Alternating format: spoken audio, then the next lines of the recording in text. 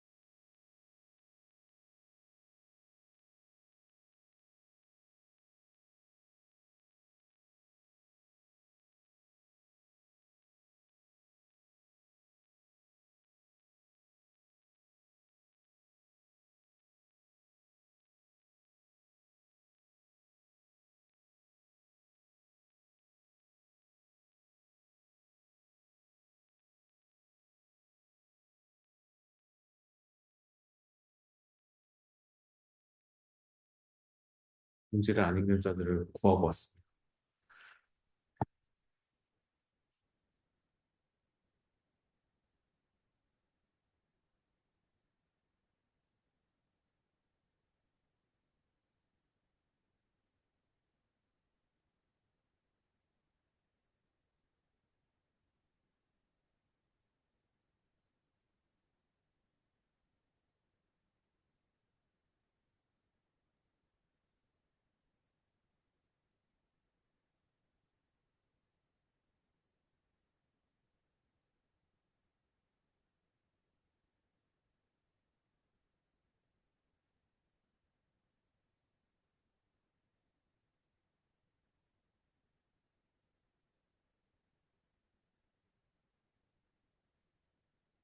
그럼 시작을 해봅시다. 저번 시간에 이제 딥러닝에 대한 기초를 다 배웠고, 이제는 이제 CNN과 RNN이라고 하는 기초적인 모델들 다루도록 하겠습니다. 이거 다음에 강화학습을 할 건데, 뭐, 시간이 허용하는 만큼 해야 될 것 같아요. 아니면 이제 수학 그 통계학이 한 하루치? 내일 하루치 나왔으니까 다음 주에는 둘 다 저걸로 그 강화학습 쪽으로 해야 될 수도 있고요. 뭐 아무튼 그렇습니다. 자, 일단 컨볼루션 뉴럴 네트워크를 먼저 봅시다. 컨볼루션 뉴럴 네트워크를 설명하기 위해서는 우리가 사실은 배웠던 딥러닝 모델은 MLP로부터 시작을 해야 돼요. MLP 같은 경우는 우리가 이 이미지를 입력으로 받긴 해서 그러니까 이미지를 분류할 수 있는 모델이라고 얘기는 합니다만 이미지를 받아서 뭔 처리를 했냐면은 플래튼이라고 하는 1차원으로 만드는 작업을 거쳤어요. 사실 우리가 이미지 데이터를 분류한다, 이미지 데이터를 사용한다라고 하면은 이미지에 존재하는 특정한 1차원을 제대로 반영한 모델을 사용하고 싶은 거란 말이에요. 근데 이렇게 플래튼을 해버리면은 이미지에 존재하는 피처 같은 것들이 제대로 반영되기 어렵다라는 생각을 할 수가 있습니다. 그럼에도 불구하고 우리가 MLP를 썼던 이유는 근본적으로 MLP를 썼던 이유는 뭐냐면은 이게 유의미한 정보를 자동적으로 추출할 거라고 우리가 믿기 때문에 그래요. 우리가 이론적으로 봤을 때는 그렇거든요. 그러니까 우리가 각각의 레이어가 뭐예요? 각각의 인공지능망에서의 레이어가 선형 분류기가 되는 거죠. 우리가 선형 클래시파이어, 그러니까 리니어 클래시파이어 이거 보면서 봤지만은 각각의 레이어가 선형 분류기가 되고 거기에다가 액티베이션 맵을 그러니까 액티베이션 펑션을 달아주는 게 넌 리니어한 분포도 분류할 수 있는 뭐라 그래요? 포텐셜을 가지고 있는 거예요. 근데 우리가 그냥 그래 그러면은 그런 포텐셜이 있으면은 학습을 할 수 있는 그런 여지가 있으면은 그냥 MLP 쓰면 되는 거 아닌가라는 생각이 드는데 그냥 MLP를 썼을 때 단점도 있습니다. 그러니까 첫 번째로 아까 얘기했던 것처럼 CNN이 목표로 하는 이런 2D 이미지 자체의 특징을 그대로 사용할 수 없다는 게 있는데 요거는 그러니까 얘를 우리가 MLP를 투레이어 가지고 학습을 했을 때 엠리스트 데이터 이런 손글씨 데이터를 잘 인식하는 거에서 알고 있지만 MLP를 통해서 충분히 풀 수 있는 문제예요. 충분히 풀 수 있는 문제지만 이거를 가지고 플래츠에서 썼을 때 단점은 뭐냐면은 너무 시간이 오래 걸린다는 거예요. 그러니까 조금 더 효율적으로 이 시각적인 특징을 이용해서 2차원적인 특징을 이용해서 빠르게 학습할 수 있는 모델을 얻고 싶은 거예요. 그러니까 첫 번째로는 그런 건데 그러니까 가장 큰 이유는 그런 건데 둘째로는 MLP가 비선형으로 분포되어 있는 데이터를 분류할 수 있음에도 불구하고 우리가 많이 사용하지 않는 거는 그레디언트 베니싱하는 분제랑도 관련이 있습니다. 그러니까 레이어가 매우 깊어져야지만 MLP는 매우 깊어져야지만 어떤 방식으로 분포되어 있는 데이터든지 간에 분류할 수 있는 그런 성능을 가질 수가 있어요. 그러니까 어떤 데이터든지 간에 분류할 수 있다는 성능을 가졌다는 거는 굉장히 좋은데 그걸 위해 가지고 레이어를 잔뜩 쌓기 시작하면은 레이어가 너무 깊어지면 학습이 안 일어나는 부수적인 그 단점이 발생을 하게 되겠죠. 그러면은 우리가 뭐 요즘에 컴퓨터 성능이 아주 좋아졌다 그래도 컴퓨터 성능 한계라는 게 존재하고 게다가 이제 레이어를 너무 깊게 쌓으면은 네트워크가 이론적으로는 원래는 풀어야 되는 문제도 풀지 못하는 뭐 그레디언트가 베니싱하는 문제라든가 이런 이론적으로는 풀어야 됨에도 불구하고 풀 수 없는 문제들이 발생하기 때문에 우리가 MLP를 모든 데이터에 대해 쓸 수 없어요. 그럼에도 불구하고 우리가 MLP를 통해 가지고 연결을 시켜 놓으면은 얘네들이 그레디언트 디센트를 통해서 결국에는 우리가 정한 로스값, 우리가 정한 로스 오브젝티브 함수를 풀도록 만들어져 있습니다. 우리가 로스로 정의를 했으면은 로스가 최소화되는 방식으로 학습을 하는 거고, 그죠? 뭐 프로바빌리티로 계산해 놓으면은 프로바빌리티가 최대화되는 방식으로 최적화가 되는 이런 방식으로 학습을 진행하기 때문에 우리가 MLP를 쓰면은 뭔가 그 입력과 출력 사이의 관계를 학습할 수 있어요. 다만 이미지 같이 이런 좀 더 복잡한 환경에서는 유용한 피처가 있으면 그런 것들을 써보고 싶은 거죠. 그런 관계를 조금 잘 이해하셔야 됩니다. 그러니까 MLP는 다 풀 수 있어요. 이론적으로는 다 풀 수 있지만 그거를 레이어를 너무 많이 써야 되면은 실제로는 이론적으로는 그렇더라도 실제로 실생활에 적용할 때는 학습이 안 되는 문제가 발생하기 때문에 MLP를 그냥 쓸 수 없고요. CNN 같은 걸 사용하게 되면은 2D 피처, 그러니까 이미지에 존재하는 2D 피처를 그대로 사용할 수 있기 때문에 성능이 더 좋게 발생할 수 있다, 좋게 나올 수 있다, 효율적으로 빨리 학습할 수 있다 이런 장점이 있기 때문에 우리가 CNN을 사용하게 됩니다. 그래서 어떤 개념이냐면은 좀 직관적으로 이해를 해보면은 MLP는 그 플래튼하는 걸로 무조건 1차원으로 축소를 시킨 다음에 이론적으로 다 풀 수 있는 모델에다가 집어넣는 거예요. 그러니까 MLP라고 하는 건 이론적으로 다 풀 수 있는 거기 때문에 그냥 1차원으로 축소시킨 다음에 그냥 넣어요. 근데 CNN 같은 경우 컴퓨터 비전에서는 우리가 CNN에서는 어떻게 하고 싶은 거냐면은 특정한 2차원에서 의미 있는 시각적 특징을 추출하고 싶은 거예요. 예를 들어서 플래트나면 이딴 식으로 생겨 먹었으니까 우리가 이거를 보고서 여기에 동그라미가 있다는 걸 유추하기에는 굉장히 어렵죠. 반면에 이런 식으로 우리가 이미지가 들어오게 되면은 2D의 특징을 그대로 가지고 있다고 한다면은 뭐 뭔지는 모르겠지만 그 이 이미지의 어느 부분을 찍은 건지 모르겠지만 0이나 8이나 6이나 9나 어쨌든 동그라미가 포함되어 있는 숫자 중에 하나겠구나라는 정보를 얻을 수가 있어요. 그냥 플래툰에서 얻었을 때도 이론적으로는 MLP가 풀 수 있다고 했어요. 그럼에도 불구하고 2차원 이미지를 보면은 좀 더 쉽게 빠르게 학습할 수 있는 그런 유용한 특징들을 얻어낼 수 있다. 요거를 활용하고 싶은 게 컴퓨터 비전에서의 이 MLP에서 CNN으로 넘어오면서 가졌던 어떤 목표 의식이라고 생각하시면은 되겠습니다. 그래서 이거를 하는 방식에서 CNN이 맨 처음 나온 논문을 보게 되면은 그 논문에서 애시당초에 맨 처음에 언급하는 것 중에 하나가 고양이의 시각 시스템을 따라서 만든다. 이런 구조는 고양이의 시각 시스템과 유사하게 나타난다라고 적혀 있는 것처럼 고양이의 시각 시스템을 모방해서 이 CNN이라고 하는 네트워크를 만듭니다. 그렇게 되면은 우리가 그 이 동물의 시야 시스템이라는 게 대체 어떤 식으로 작동을 하냐라고 했을 때 몇 가지 중요한 포인트들이 있어요. 우리가 리셉티브 필드라는 게 있는데 이 시각 시스템에서 뉴런의 구조가 조금 독특해서 예전부터 많이 연구가 됐습니다. 이 CNN이라고 하는 게 나오기 전에 생물에서 많이 연구가 됐어요. 이제 고양이를 주로 많이 썼는데 고양이라서 특별한 건 아니고요. 그러니까 포유류, 그러니까 인간과 가까운 근현종들 중에서 너무 그 키우기 어렵지 않고 그리고 적당히 비슷한 구조를 갖는 동물이 고양이였을 뿐이에요. 쥐 같은 경우는 너무 작고 인간과도 좀 많이 다르고요. 왜냐면은 쥐는 이제 가장 많이 받아들이는 입력값이 그 뭐예요? 수염에서 들어오는 입력값이기 때문에 인간이랑 좀 다릅니다. 인간을 포함한 많은 포유류들은 시각 시스템을 주로 삼는데 다른 동물들 같은 경우에는 다른 뭐 털이라든지 이런 것들로 입력을 받는 경우들도 많아서 좀 유사하면서 키우기 쉬운 그리고 분석하기 좀 쉬운 동물이 고양이였어요. 그래서 이거를 고양이를 마취를 시키고요. 그 두개골 뒤쪽을 살짝 열어서 거기에 이제 전극을 꽂아 놓고서 고정시켜 놓은 머리를 고정시켜 놓은 다음에 어떤 시각 자극을 강제로 보게 합니다. 강제로 보게 하면서 어떤 시각 신호에다가 활성화되는지 그 뉴런이 활성화되는지 각각의 뉴런들을 활성화가 언제 되는지를 이제 매핑을 시키는 거예요. 여기다 찔러놓고 저기다 찔러놓고 여기다 찔러놓고 저기다 찔러놓고 이런 식으로 찔러놓은 위치를 바꾸면서 언제 활성화되는지 이런 것들을 측정을 해봤더니 우리가 발견한 건 뭐냐면은 뭐 몇 가지가 있어요. 리셉티브 필드라는 거를 발견하게 되고요. 리셉티브 필드에 더해서 이런 구조를 하이라키컬하게 만들어져 있는 구조를 발견하게 됩니다.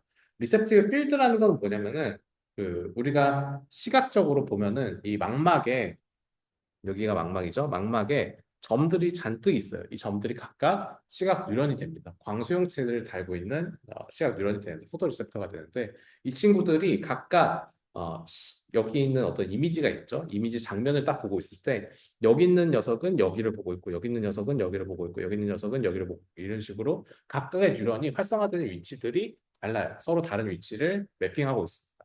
이게 뭐 우리 핸드폰이나 이런 노트북이나 이런 화면에 있는 화소 같이 특정한 뉴런이 정보를 받아들이는 영역이 마치 그 모자이크 패턴처럼 이런 식으로 화면에 있는 그 픽셀들 패턴처럼 이런 식으로 여기 있는 뉴런들이 하나씩 여기에 위치에 각각의 위치에 매핑이 되어 있어요. 뭔 얘기냐면은 우리가 여기 있는 뉴런 하나가 전체 씬을 보고 있지 않고요. 특정한 영역만 보고 있다는 얘기입니다. 이거를 우리가 리셉티브 필드가 있다. 로컬하게 리셉티브 필드가 작동한다 이런 식으로 얘기를 합니다. 여기 있는 뉴런 하나가 여기에서만 정보를 추출하고 여기 있는 뉴런 하나가 여기에서만 정보를 추출하고 이런 식으로 로컬하게 정보를 받아들이는 리셉트하는 그런 영역이 결정되어 있다라는 얘기인데 요게 아까 얘기했던 그 고양이 실험을 통해서 보면은 신기하게도 얘가 연결되어 있는 다음 위치는 V1이거든요. LG에는 그 약간 멀티탭 같은 위치예요. 여기서부터 또 다른 데로 신호 이동하고 하기 때문에 뭐별 차이 없고 그래서 이 망막에서 바로 연결되는 부분이 V1인데 망막에서 V1으로 갈 때 망막에도 뉴런들이 여러 개가 있겠죠. 동그란 그 망막 위치에 여기 있는 뉴런들 뭐 하나 둘 셋 넷 다섯 여섯 뭐 이런 식으로 여러 개의 뉴런들이 있으면은 여기 있는 뉴런들은 V1이라고 하는 영역에 특정한 뉴런 하나로만 갑니다. 이게 여기서 그 망막이 외부의 정보를 받아들일 때만 로컬 리셉티브 필드가 존재하는 게 아니라요. 이 망막에서 다음 레이어, 그러니까 V1으로 갈 때도 로컬 리셉티브 필드가 작동을 해요. 망막의 여기 위치에 존재하는 뉴런들은 이쪽으로 가서 여기 V1에 있는 이 뉴런 하나를 활성화시키고 여기 있는 것들은 여기를 활성화시키고 여기 있는 것들은 뭐 여기를 활성화시키고 이런 식으로 각각의 위치마다 활성화되는 뉴런이 달라집니다. 이런 로컬 리셉티브 필드 아이디어가 망막에서 V1으로 갈 때, 또 V1에서 V2로 갈 때, V2에서 V4로 갈 때, V4에서 IT라고 하는 그 사람의 얼굴을 인식하는 영역인데 여기까지 갈 때까지 전부 다 유지가 됩니다. 그렇게 구성된 것도 신기한데 더 신기한 거는 뭐냐면은 이런 식으로 구성을 해놓고 어떤 신호에 의해서 활성화되는지를 봤더니 망막은 점에 의해서 활성화가 돼요. 그러니까 특정한 위치에 특정한 점 형태의 빛이 딱 이렇게 나오면은 그 빛에 의해서 활성화되는 뉴런이 뭐 한 개 이런 식으로 결정이 되는 거예요. 그리고 나서 V1에서는 선에 대해서 활성화됩니다. 점 하나가 아니라요. 점이 모여 있는 선에 대해서 활성화가 됩니다. V2에서는 면에 대해서 활성화되고요. V4에 가면은 오브젝트 3D 구조에 대해서 활성화되고 IT는 좀 더 복잡한 3D 구조가 뭉쳐져 있는 사람의 얼굴에 의해서 활성화되는 영역이에요. 이런 식으로 우리가 로컬 리셉티브 필드라는 구조를 따라서 쫓아가니까 우리가 이미지에 존재하는 특징이 하이라키컬하게 위계적으로 추출되는 거를 볼 수가 있었던 거예요. 네, 그렇습니다. 그래서 이런 것들을 관찰해서 우리가 그 저기 뇌수술하는 사람한테 그 동의를 받고서 그러니까 뭐 수술비 조금 깎아주겠다고 한 다음에 뇌에다가 이렇게 고양이 한 것처럼 뇌수술할 때 어차피 마취를 하잖아요. 그러니까 동의를 받아서 수술비 감면해주고 거기다가 이제 바늘을 찔러가지고 전기 자극을 줘보면서 어떤 자극을 받냐, 뭐 이런 것들을 관찰하는 실험들을 많이 해요. 그러니까 의사분들이 많이 하시는데, 뭐 제가 하면 안 되겠죠? 네, 의사분들이 많이 하시는데, 그렇게 하면서 발견된 것 중에 하나가 뭐 예를 들면 IT라고 하는 영역에서 특정한 연예인에 대해서 활성화되는 뉴런이 있어요. 할리베리 뉴런이라던가 뭐 이런 여러 가지 유명한 케이스들이 있는데 그런 것들이 이런 식으로 우리가 학습된 특정 형태가 결정되어 있다라는 거를 의미합니다. 각각의 레이어에서 이런 것들이 결정되어 있고요. 그런 식으로 특정한 연예인에 대해서 활성화되는 뉴런이 IT에는 존재하는 것처럼 V1 같은 경우는 아까도 얘기했지만 망막의 정보를 반영하고 있다고 했죠. 망막의 정보가 로컬 리서치 필드에 의해서 반영되어 있기 때문에 이 V1 데이터를 추출하는 뭐 이런 기술들도 있어요. 뭐좀 재밌는 기술들인데 V1 위치를 보면은 뇌 바깥쪽에 있거든요. 그래서 망막 같은 경우는 우리가 망막에다가 무슨 뭐 뇌파를 추출하고 이런 게 불가능한데 이 V1 같은 경우에는 뇌 표면에 있어가지고 정보를 추출하기가 용이합니다. 그래서 이 V1으로부터 정보 읽어다가 이 사람이 꿈꿀 때도 V1이 활성화되거든요. 꿈꿀 때 대체 뭔 시각적 자극을 받고 있나 이런 거 리컨스트럭션 하는 그런 연구들도 있습니다. 그런 거는 그냥 제 개인적인 흥미고요. 여기서 중요한 거는 우리가 인간의 시각적인 그 시스템 구조, 동물의 시각적인 시스템 구조가 로컬 리셉티브 필드라는 아이디어로 구성되어 있고 그거를 따라갔더니 이미지에 존재하는 특징들이 순차적으로 하이라키컬하게 추출되고 있다라는 거를 발견을 했던 거죠. 그래서 이거를 그대로 신경망에다가 집어 넣어주고 싶은 겁니다. 우리가 신경망에 집어 넣을 때 아까 봤던 것처럼 MLP에서 플래튼해서 넣어주는 게 아니라 이 2D 구조를 유지한 상태로 로컬 리셋 필드를 반영해서 만들어주고 싶은 거예요. 그게 어떻게 되냐? 우리가 그러니까 지금 이거 빨간 색깔 원이 없다고 한번 생각을 해볼게요. 처음에는 여기 28 곱하기 28개짜리 픽셀로 시작을 해요. 근데 그 다음 레이어로 갔을 때는 보시면 하나, 둘, 셋, 넷, 다, 6개 곱하기 6개 픽셀짜리 데이터가 되는데 로컬 리셉티브 필드라는 개념을 지킨다는 거는 여기 있는 이 뉴런 하나가 여기 있는 요 거대한 동그라미로부터만 입력값을 받는다는 거예요. 그죠? 여기 있는 뉴런 하나도 여기 있는 영역으로부터 받는다는 거, 뭐 여기 있는 거는 여기 있는 걸로부터 받는다는 이런 식의 로컬 리셉티브 필드를 구현을 할 수가 있겠죠. 지금 그냥 동물의 시각적인 시스템을 따라가지고 동그라미를 표현을 했지만 실제로 우리가 여기서 중요한 거는 로컬 리셉티브 필드라고 하는 아이디어만 적용을 하는 거고요. 그 아이디어가 적용이 될때 적용이 되고 나서 우리가 실제로는 이런 식의 사각형으로 나중에 표현을 할 겁니다. 그러니까 컴퓨터에서 구현을 할 때는 동그라미로 구현하는 게 좀 귀찮기 때문에 나중에는 이 리스트 필드를 네모로 보게 될 겁니다. 어쨌든 지금은 우리가 인간의 시각 시스템, 동물의 시각 시스템과 유사하게 동그라미의 로컬 리세트 필드를 가지고 있다고 가정을 한번 해봅시다. 자, 우리가 입력값을 받았을 때 다음 레이어, 예를 들어 여기가 망막이면은 우리가 여기는 V1이 되는 거죠. 망막에 있는 28 by 28짜리 픽셀을 다음 레이어 V1에 갔을 때 로컬 리셉티브 필드를 반영해서 여기 있는 정보를 갖고 이 뉴런이 켜지고 꺼지고를 결정하는 게 결국에는 뉴런의 레이어, 그 인공 뉴런이 하는 일이잖아요. 그러니까 각 리셉티브 필드에서 에서만 입력을 받아서 V1에 해당하는 뉴런을 키고 끄는 걸 결정하게 될 겁니다. 그러니까 우리가 MLP 같은 거 표현할 때 이런 식으로 해서 뭐 여기에서 썸메이션 하고 그다음 F라고 한 함수에서 아웃풋 1 또는 0으로 갔던 거랑 동일합니다. 다만 여기서는 요 입력값이 여기에 있는 구조들 전체로부터 받는 게 아니라 특정한 로컬 리셉티브 필드에서만 입력값을 받아다가 요 뉴런 하나의 활성화를 결정하게 될 거라는 게 차이점입니다. 네, 그래서 여기에 K개의 픽셀이 있다면은 K개의 웨이트가 있어야 될 겁니다. 여기 있는 요 구조랑 동일하죠. 여기서 W1, W2에서 WK까지 입력값 전체에 대한 입력으로 들어오는 로컬 리셉티브 필드에 포함되어 있는 픽셀의 개수만큼 웨이트가 존재해야지 이거를 곱해가지고 다음 뉴런을 킬지 끌지를 결정할 수 있게 될 겁니다. 그래서 이런 식으로 1번부터 K번째 픽셀까지 전부 다 곱해서 더한 다음에 뭐 마이너스 b 하는 거 이거 바이어스 저거 해서 우리가 이게 0보다 같거나 크면은 뭐 1, 0보다 작다 그러면은 0 이런 식으로 출력값이 최종적으로 나오게 되는 구조를 만들 수가 있어요. 이거는 뭐예요? 이거는 스텝 펑션이라고 하는 액티베이션 펑션을 썼을 때 그런 거고요. 우리가 요거를 이렇게 나오는 걸 f라고 했을 때 fx라고 했을 때 fx를 로지스틱 시그모이드에다가 넣으면은 이때는 이제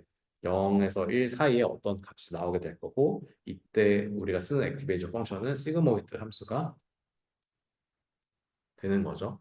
그리고 0에서부터 무한대로 갈 수 있는 렐루를 쓸 수도 있겠죠. 렐루.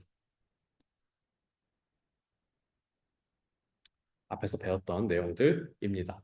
그러니까 이런 식으로 우리가 로컬 리세트 필드 아이디어만 지금 넣어주는 거를 생각하시면 돼요. 그리고 여기 있는 다음 픽셀, 이 V1에 존재하는 픽셀의 활성화에 대해서는 MLP랑 다를 바가 없습니다. 그냥 다 웨이트랑 곱해서 더한 다음에 그거를 액티베이션 펑션에다가 집어넣어줘서 켜지고 꺼지고를 결정하면 됩니다.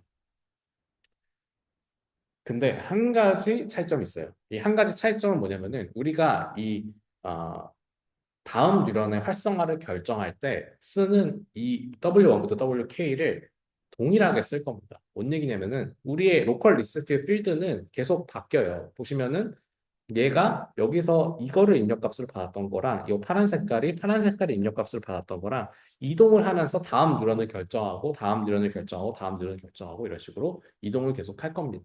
근데 보시면은 다음 뉴런이 뭐든지 간에 아까 입력값으로 그 입력된 위치에 있는 픽셀이 x1부터 xk였는데 지금은 xk 플러스 1부터 xk 플러스 k, 그러니까 2k, 그러니까 다음 k개의 픽셀을 본 거예요.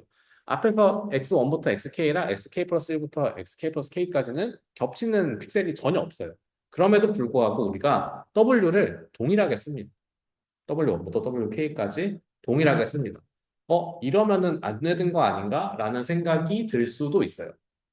물론 이거를 다르게 쓰는 그 방식도 있긴 합니다만 이걸 같게 쓰는 이유는 뭐냐면은 우리가 시각 시스템의 구성을 일부 모방하기 위해서 좀 더 효율적인 방식으로 모방하기 위해서 그렇습니다. 효율적인 방식으로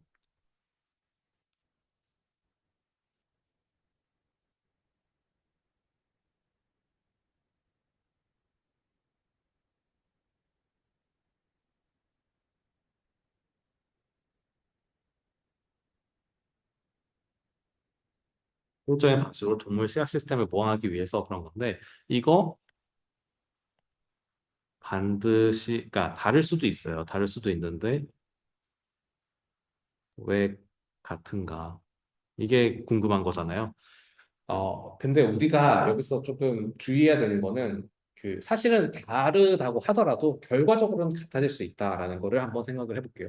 뭔 얘기냐면은 우리가 지금 여기서 같은 웨이트를 쓰는 거는 컴퓨터에서 우리가 강제로 같게 만들어 주는 거죠. 실제 동물을 생각해 보면은 실제 동물을 생각해 보면은 이 망막에서 여기에서 여기 뉴런 하나로 간다. 여기서 여기 뉴런 하나로 간다. 이렇게 되어 있을 때 얘네들 같은 경우에는 우리가 웨이트로 관리하는 게 아니라 실제 전선으로 연결돼 있단 말이에요. 뉴런으로 연결이 돼 있어요. 그죠?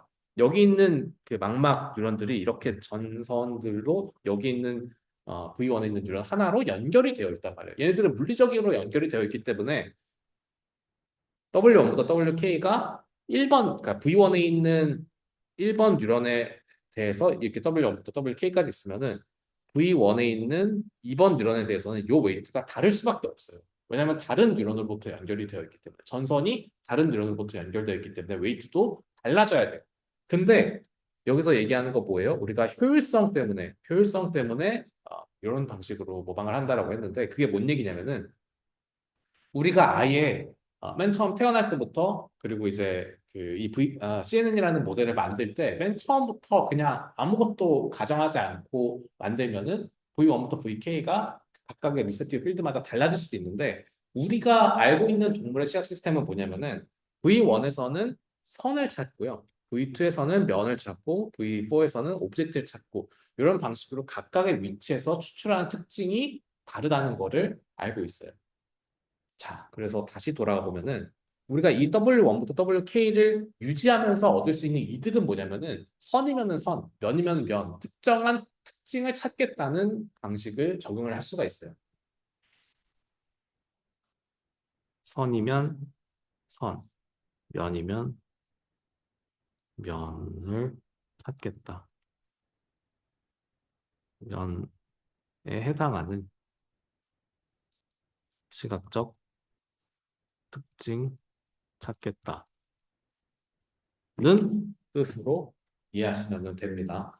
자, 우리가 여기에서 이거랑 이거가 다를 수 있다 그랬어요. W1부터 K가 각각의 위치에 따라서 다를 수 있는데 왜 같게 한다고요? 어떤 특정한 선을 찾겠다. 이 위치에서도 찾고 저 위치에서 찾고 같은 피처를 찾을 건데 굳이 W를 다르게 할 필요가 없으니까 효율성 때문에 우리는 알잖아요. 어차피 여기서는 선 찾을 거다. 어차피 여기서 면 찾을 거다라는 걸 알고 있기 때문에 굳이 서로 다르게 안 하고요. 같은 웨이트로 만들어서 같은 특징들을 이미지를 스캔하면서 각각의 위치에서 이 특징이 있냐 없냐를 판단하는 거예요. 그렇습니다. 네, 그래서 뭐 이런 식으로 각각 이동하면서 같은 웨이트를 적용을 하는 거죠. 예를 들어서 이 웨이트가 우리가 선 중에서도 그냥 아무런 선을 그 아무런 선을 추출하는 게 아니라 이런 식으로 대각선을 추출하는 어떤 웨이트라고 생각을 해볼게요. 대각선을 추출하는 녀석이라고 생각을 해볼게요. 이 레이어 하나가 이 대각선을 추출하는 녀석이라고 생각을 해보면은 이 같은 W를 적용시키기 때문에 여기에 대각선이 있냐 없냐를 검증한 거고요. 여기에 대각선이 있냐 없냐 검증하고 이런 식으로 계속 이동하면서 대각선이 있냐 없냐 검증하다가 보면은 뭐 예를 들어 다른 색깔로 할게요. 여기 위치에 해당하는 녀석 같은 경우에는 대각선이 있죠. 이 동그라미 안에 이런 식으로 대각선이 있잖아요. 그러니까 얘 같은 경우에는 다음 뉴런이 활성화가 될 거고 나머지는 대각선이 없기 때문에 활성화가 안 되는 그러니까 숫자로 쓸까요? 0, 0, 0, 0, 0, 여기는 1, 0, 0, 0 이런 식으로 나올 거라는 거예요. 이 대각선이라고 하는 특징을 추출하기 위한 같은 웨이트를 전체 이미지 영역에다가 적용을 시키고요. 그래서 우리가 대각선이 있다 없다를 판단할 수 있게 되는 거죠. 특정한 특징을 추출할 수 있도록 만들어 줄 수가 있습니다. 요거를 여기에 적용되는 W1부터 K 요 그룹 하나를 우리가 필터 또는 커널이라고 부릅니다. 왜 필터라고 부르는지 이해하기 쉬울 거예요. 우리가 특정한 필터를 적용시켜서 이 필터랑 매치되는 것만 추출하는 거거든요. 그죠? 사람 얼굴을 인식하는 필터로 쓰는 것처럼 여기는 대각선을 인식하는 필터를 적용을 시키는 거예요. 그래서 대각선이 있는 거에만 이런 식으로 1로 활성화가 되는 거를 볼 수가 있어야 되는데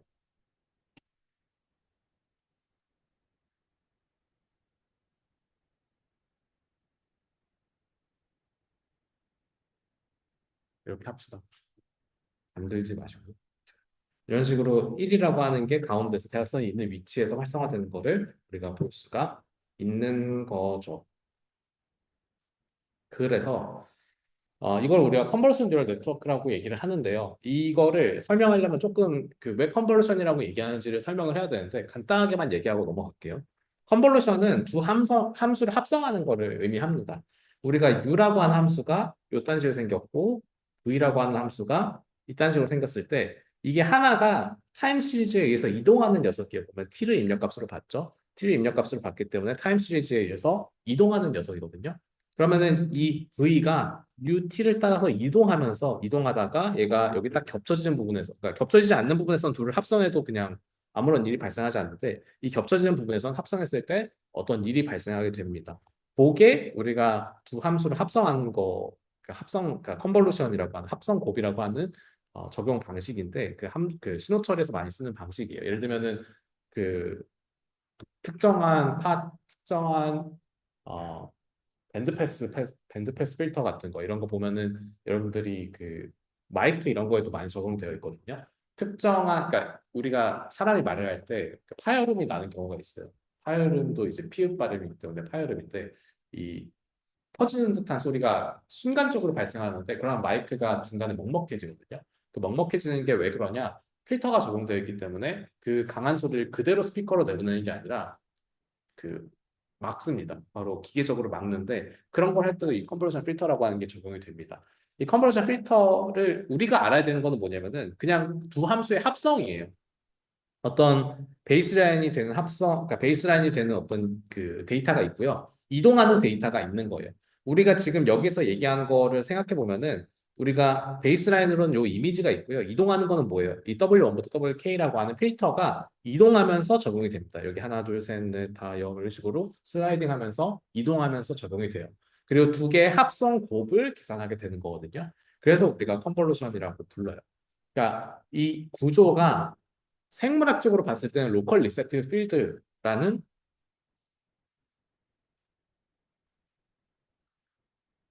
로컬 리세티브 필드라는 아이디어로 구성되어 있는데 이거의 수학적 이해는 그 필터를 이동시켜가며 적용하는 컨볼루션 연산이에요. 뭐랑 뭐의 컨볼루션? 입력 이미지랑 해당 위치에서의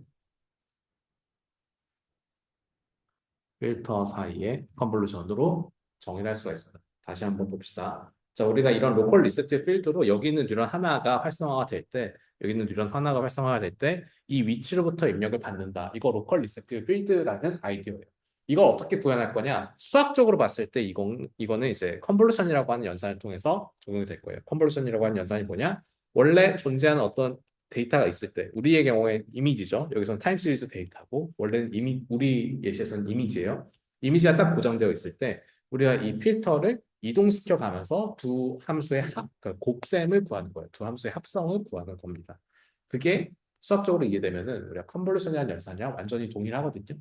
그래서 우리가 이 생물학적으로 이해하면 로컬 리스트 필드라는 아이디어를 수학적으로 구현하는 방법이 컨볼루션이다라고 이해하시면 됩니다. 그래서 CNN을 우리가 CNN이라고 줄여서 얘기하는데 CNN의 약자가 CNN이 뭐의 약자냐면은 컨볼루셔널 뉴럴 네트워크, 그러니까 합성곱 신경망, 컨볼루셔널 뉴럴 네트워크 이렇게 부르는 겁니다.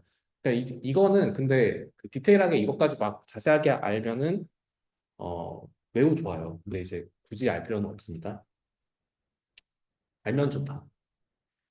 네, 그래서 필터를 써서 데이터 처리하는 방식이 합성곱 연산과 동일하기 때문에 우리가 수학적인 구현에서는 이 컨볼루션이라는 걸 쓰기 때문에 이 네트워크의 이름이 컨볼루셔널 뉴럴 네트워크로 이름이 지어졌구나라는 정도만 이해하고 계셔도 충분합니다.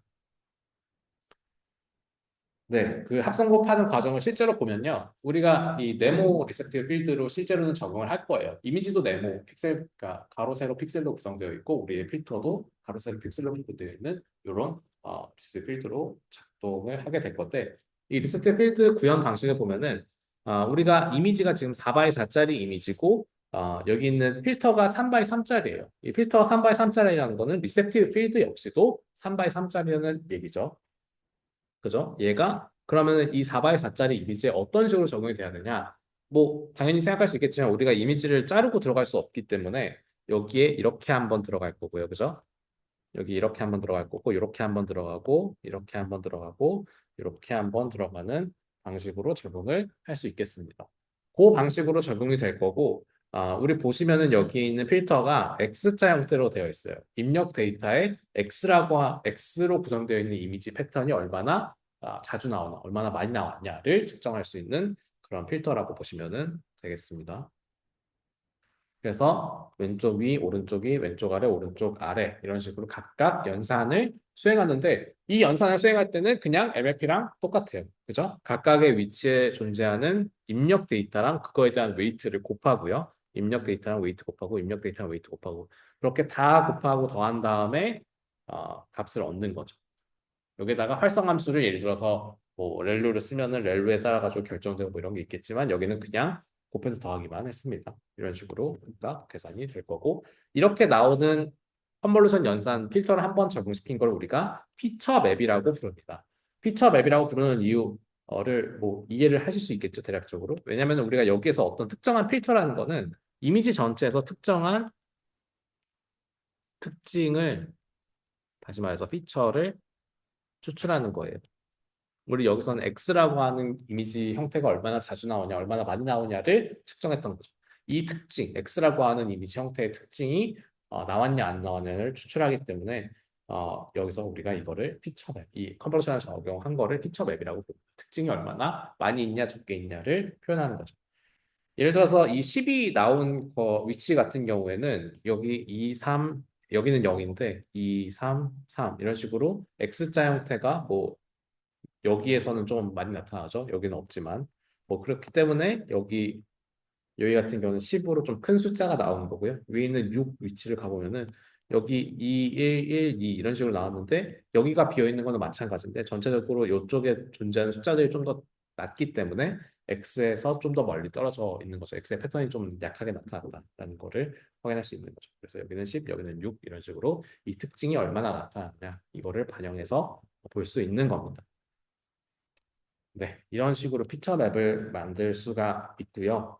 당연하지만 이 피처를 여러 개를 뽑을 수가 있겠죠. 우리가 선이라는 것도 당연하겠지만 그 세로선, 가로선만 있는 게 아니라 뭐 대각선도 각 360도에 해당하게 여러 가지 각도로 선들이 존재할 거기 때문에 여기서도 마찬가지로 같은 이미지에 대해서 필터가 한 개가 아니라 여러 개가 존재할 수 있을 겁니다. 네. 예를 들어 X라고 하는 이런 패턴을 찾는 그 필터도 있을 거고요. 이런 대각선을 찾는 필터도 있겠죠. 각각을 계산해서 우리가 피처 맵을 여러 개를 얻을 수가 있습니다. 여러 개를 얻을 수가 있고요. 여기 필터 개수만큼 우리가 적용한 필터 개수만큼 쌓인 여기 피처 맵 만들어지겠죠. 필터 개수만큼 쌓인 시청맵이 만들어지고 나면은 우리가 원래 이미지가 이런 식으로 4x 4짜리 뭐 이렇게 존재하던 이미지가 그러니까 필터 개수만큼 2x 2짜리 이미지가 이렇게 뒤로 쌓이게 되겠죠. 이런 식으로 확인을 할 수가 있습니다. 근데 이게 원래는 4x 4였기 때문에 픽셀 값이 16개였어요. 그죠? 16개였는데 이거 2x2짜리가 하나, 2x2짜리가 하나니까 4, 2x2짜리가 또 하나니까 4, 세 번째 2x2짜리가 또 하나니까 4. 그 다음에 또 필터가 여러 개 있다고 하면 여기 뒤에다 쭉쭉쭉 붙을 텐데 필터의 개수가 많아지면 많아질수록 우리가 적용해야 되는 연산의 대상이 되는 여기 그 데이터 개수, 데이터의 픽셀 개수가 많아질 수밖에 없습니다. 그죠? 필터 개수만큼 계속 배수로 증가하기 때문에 너무 많은 가중치 값이 생겨서 우리가 이거를 해결하기 위해서 풀링이라고 하는 방법이 등장하게 됩니다. 대표 값을 정하는 풀링이라고 하는 방법이 등장을 하게 돼요. 네. 여기까지 간단하게만 요약하면 우리가 MLP 잘 작동하는 녀석인데 그 어, 이미지에 존재하는 2D 피처를 사용하고 싶은 거예요. 2D 피처를 사용하고 싶어서 우리가 뭘 한 거예요? 동물에 존재하는 시각 시스템을 반영한 새로운 신경망을 만들었고요. 그거를 구현하기 위해서 로컬 리서치 필드나 수학적으로는 컨볼루션이라고 하는 연산을 활용을 한 거고요. 그걸 이용해서 구현할 때 실제로 이 그러니까 필터라고 하는 거는 각각 하나의 특징을 추출하도록 만들어져 있고 하나의 특징만 추출해서는 이게 뭐 어떤 숫자인지 알아맞히거나 이런 게 불가능하겠죠, 당연히. 그러니까 우리가 다양한 특징을 추출할 수 있도록 같은 이미지로부터 여러 개의 필터를 적용시켜서 피처 맵은 여러 개의 필터로 쌓여 있다. 여러 개의 필터에 대한 피처 맵들이 쌓여 있다라고 생각하시면 되고 여기에서 다양한 종류의 필터를 적용하는 게 얼마나 연산을 좀 비효율적으로 만들지가 의문이 들 겁니다. 그래서 요거를 해결하는 방법이 풀링이라고 하는 방법이 등장을 하게 돼요. 풀링이라고 하는 거는 대체 뭐냐? 우리가 이미지를 한번 생각해 보면은 예를 들어서 이런 숫자를 볼까요? 숫자 1이라고 한다면은 숫자 1이라고 하는 거를 봤을 때 여기에서 그 컨볼루션 필터 연산을 진행했을 때랑 여기서 했을 때랑 여기서 했을 때랑 이 주변에 있는 것, 그러니까 이 주변에 있는 필터들이 연산의 결과가 큰 차이가 없어요. 그죠? 예를 들어서 내가 대각선을 추출하는 이런 필터를 집어 넣어서 이 리셉티브 필드, 타겟 리셉티브 필드로 여기를 해보고 여기를 해보고 여기를 해보고 했을 때 이 1이라고 하는 숫자 위에서는 이 필터를 적용했을 때 나오는 수치의 차이가 크지 않습니다. 이 바깥으로 간다면은 전혀 상관없는 값들이 나오겠죠. 전혀 무의미한 값들이 나오겠지만 이 위에서는 사실 유사한 값들이 계속 나올 거예요. 근데 우리가 필터 맵을 적용시키는 거를 보면은, 그러니까 필터를 적용시키는 걸 보면은, 로컬 리스트 필드 적용을 보면은, 한 픽셀씩 이동한단 말이에요. 그죠? 한 픽셀씩 이동하면서 생각을 해보면은, 아까 봤던 것처럼 여기 옆에 있는 거 서로 이웃하는 거는 서로 비슷한 정보를 담고 있을 가능성이 커요. 예를 들어서 여기에 아까 이 위아래로 있던 1이라고 하는 숫자가 있을 때 이 위아래로 있던 거는 거의 유사한 정보를 담고 있단 말이에요. 그러면은 이 로컬 리서치 필드를 그 모든 위치에서 다 적용해가지고 피처 맵이 너무 과도하게 많은 값들을 가질 필요가 없어요. 오히려 우리가 픽셀의 값들 중에 대표 값을 설정해서 연산량을 줄일 수가 있습니다. 뭔 얘기냐면은 우리가 예를 들어서 앞쪽에서 어떤 컨볼루션 연산을 했어요. 컨브 레이어에서 연산을 한번 해가지고 나온 출력값이 이런 식으로 피처맵이 나왔다라고 했을 때 보시면은 예를 들어 뭐 이런 대각선을 추출한다라고 했을 때 여기서는 1이 나오고 여기서는 3이 나오고 여기서는 2가 나오고 여기서는 9가 나왔어요. 대충 봤을 때 여기가 9가 나왔으니까 여기는 요 대각선이 정말 크게 나오는 위치구나라는 걸 알 수가 있잖아요. 그러면은 우리가 여기서 작게 나왔던 말든 간에 이 위치에 좀 큰 녀석이 하나 있다라는 방식으로 이 2x2를 9, 이 중에 맥스 값으로 축약을 해버릴 수가 있습니다. 대표 값을 설정해서 뽑아버릴 수가 있어요. 오른쪽 하늘색 위치 보면은 여기는 2밖에 안 되고요. 왼쪽 아래 보면은 6이고 오른쪽 아래 보면 3이에요. 여전히 여기서 크게 나온 게 굉장히 중요하게 추출되는 것을 볼 수가 있습니다. 대표 값을 추출했기 때문에 여기는 이 이미지에는 대각선이 있다 없다를 확실하게 얘기해 줄 수 있는 거예요. 이런 방식을 맥스 풀링이라고 얘기하고요. 에버리지 풀링은 여기 보시면 아시겠지만 평균을 내는 겁니다. 이 색깔별로 평균을 내는 거예요. 색깔별로 평균을 냅니다.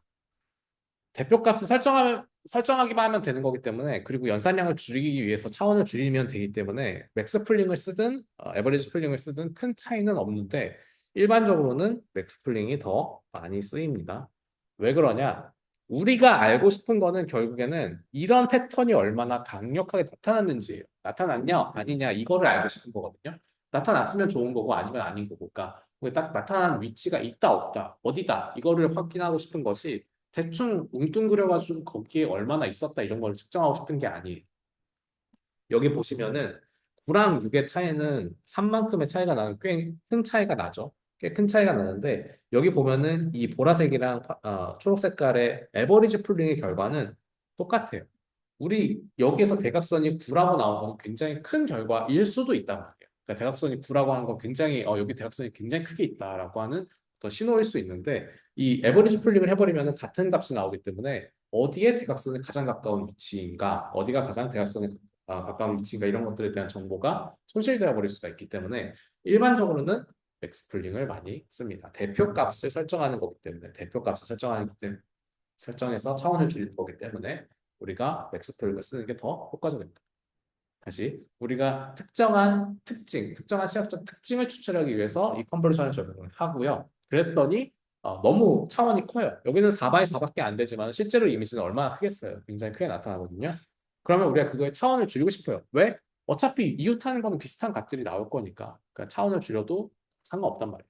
근데 그 차원을 줄이는 방법을 2x2, 2x2로 이런 식으로 2x2 이 네모로 묶어가지고 거기에서 평균을 내거나 맥스 값을 결정하거나 이런 식으로 딱 절반으로 때릴 수가 있단 말이에요. 절반의 차원으로 때릴 수가 있는데 맥스 풀링을 더 많이 씁니다. 왜? 가장 최고 값이 얼마나 크게 나타나는지가 더 중요하기 때문에 그래요. 평균을 내버리다 보면은 이런 식으로 차이가 없는 것처럼 나올 수도 있기 때문에 우리가 맥스 풀링을 이용해서 차원을 줄이는 방식을 쓰게 될 겁니다. 네, 대표값 정하기예요. 대표값 정하기고 이거를 통해 가지고 우리가 가중치 값을 너무 많지 않게 만들어 줄 수가 있습니다. 뭔 얘기냐면은 우리가 여기에다가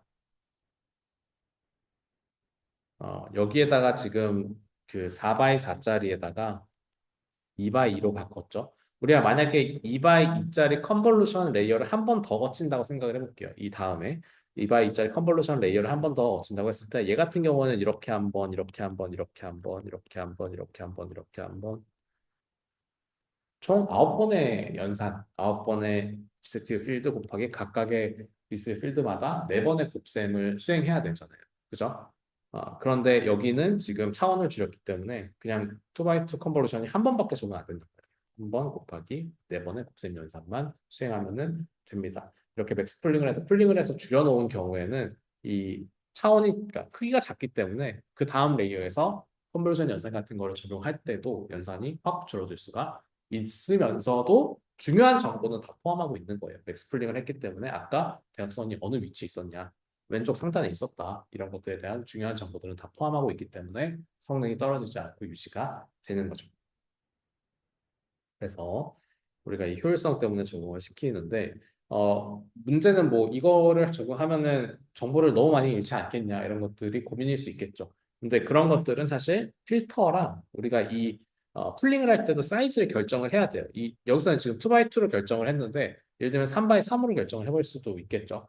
혹은 진짜 미쳐가지고 그냥 4x4짜리로 이 이미지 대각선이 있냐 없냐만 검증하는 그런 방식으로 할 수도 있겠죠. 이런 거는 모델을 돌리면서 일반적으로 정해져 있는 방식이 있습니다. 그래서 요즘에는 옛날에는 막 이 필터 사이즈, 그러니까 여기 들어가는 필터 사이즈, 여기 들어가는 풀링 사이즈 이런 것들을 좀 막 여러 가지 테스트 해보면서 했었는데 요즘은 어느 정도 정립이 돼 있어요. 필터는 3 x 3 쓰고 저기 풀링할 때는 2 x 2 쓰고 이런 식으로 정립이 되어 있습니다. 차원 줄일 땐 2 x 2, 필터는 3 x 3 이런 식으로 정립이 되어 있다라고 보시면은 되겠고요.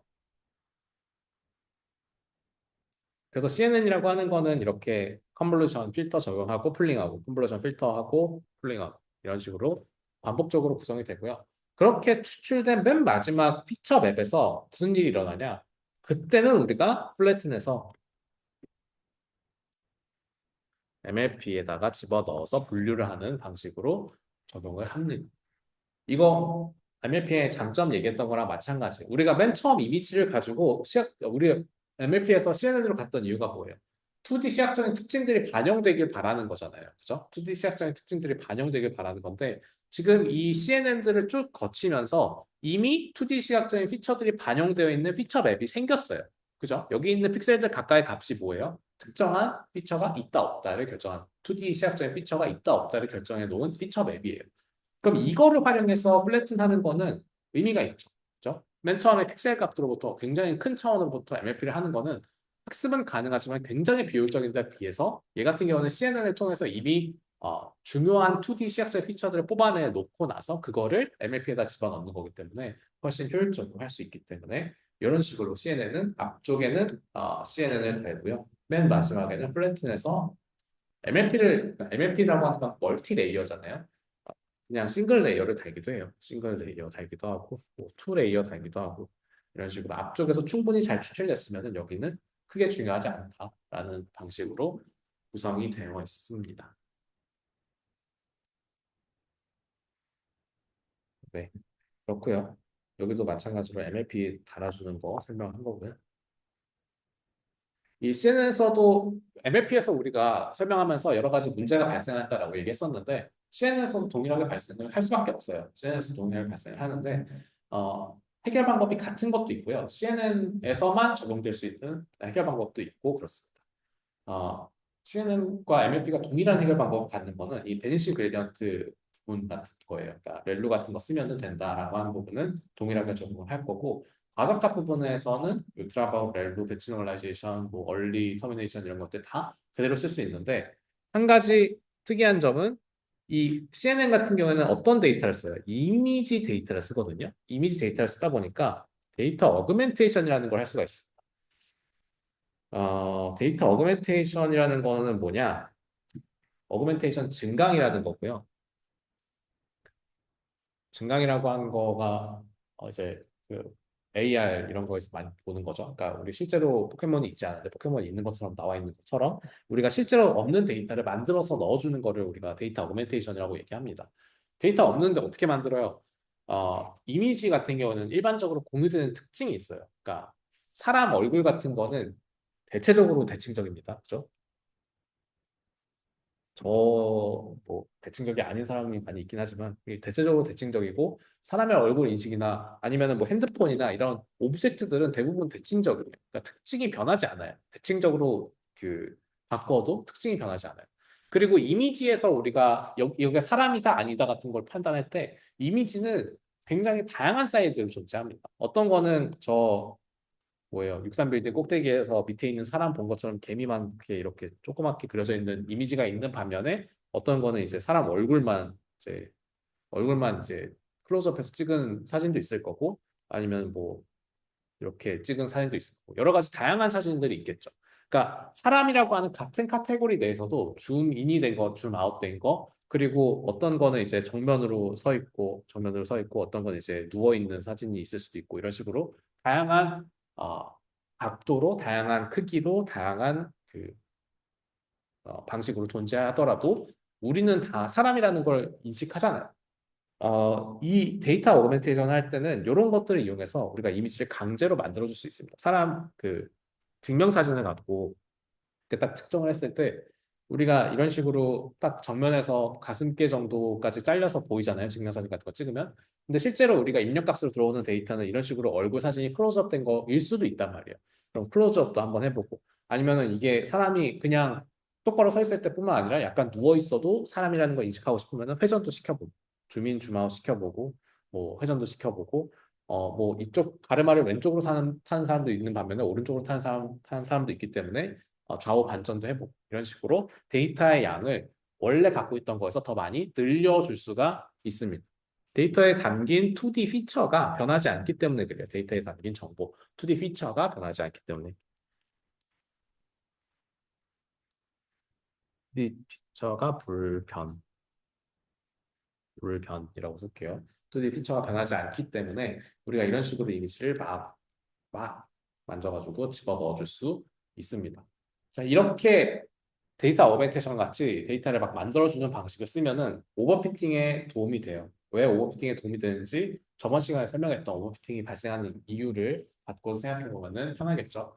저번 시간에 오버피팅이 발생하는 이유에 대해서 설명할 때 원래 트레이닝 데이터랑 테스트 데이터 전체에서 공유되는 특징들이 있고요. 그러니까 우리 분류 문제를 풀기 위해서 공유되는 특징들이 있고 그런 것들이 로스를 크게 줄인다고 했었죠.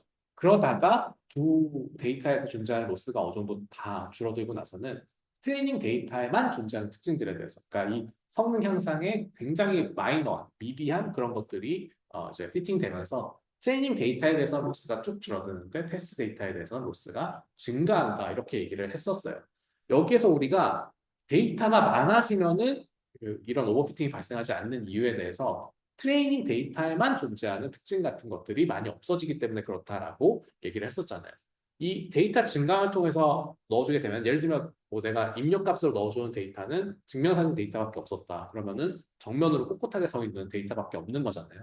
약간 고개를 기울이기만 해도 혹은 얼굴이 클로즈업 되기만 해도 제대로 인식하지 못하는 트레이닝 데이터가 증명사진만 되어 있으면 테스트 데이터가 예를 들어 내가 그냥 캐주얼하게 뭐 웃으면서 찍은 사진이나 아니면 클로즈업 해가지고 얼박샷 찍은 거나 이런 것들에 대해서 인식을 못한다는 얘기란 말이에요. 근데 우리가 이런 식으로 어그멘테이션에서 집어 넣어주면은 트레이닝 데이터를 원래 갖고 있던 트레이닝 데이터는 증명사진밖에 없었다고 하더라도 좀 클로즈업된 사진도 사람 얼굴로 인식하고 이런 식으로 만들어줄 수 있다는 거죠. 트레이닝 데이터에만 존재하는 특징들을 없앨 수 있기 때문에 과적합을 해결할 수 있다라는 겁니다. 네, 그게 이제 하나였고요. CNN에서 발생하는 것 중에 또 CNN에서만 적용하는 방법은 우리가 몇 가지 좀 고민해야 되는 것들이 있는데 필터 사이즈 결정하는 거. 아까 얘기했지만 3 x 3을 많이 쓴다고 했고요. 저기 풀링 할 때는 2 x 2를 많이 씁니다. 이거는 그냥 참고 삼아서 알아두시면 좋은데 이 풀링을 2 x 2로 하는 거는 그냥 특정한 이유가 있어요. 차원을 줄이기 위해서 그렇습니다. 그냥 크기를 줄이기 위해서. 근데 이제 3 x 3 하면 너무 큰 거 같고 1 x 1은 의미가 없으니까 2 x 2 정도로 하는 거예요. 그냥 적당한 수준으로. 근데 이 필터 사이즈는 3 x 3으로 거의 결정이 되어 있어요. 요거는 이유가 있습니다. 그리고 또 홀수죠. 3 x 3, 5 x 5, 7 x 7 홀수로 되어 있는데 그건 왜 그러냐면은 픽셀들의 위치가 고정되기 위해서 그래요. 예를 들어 이미지가 이렇게 있을 때 이게 뭔 얘기냐면은 이미지가 이렇게 있을 때 우리가 필터를 적용하는 게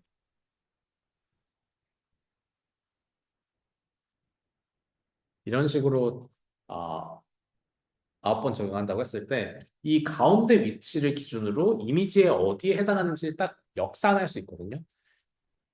뭔 얘기냐면은 이렇게 딱 됐을 때 이미지를 기준으로 역산을 할 수 있어요. 뭔 얘기냐면은 여기를 다시 그립시다. 잠깐만요.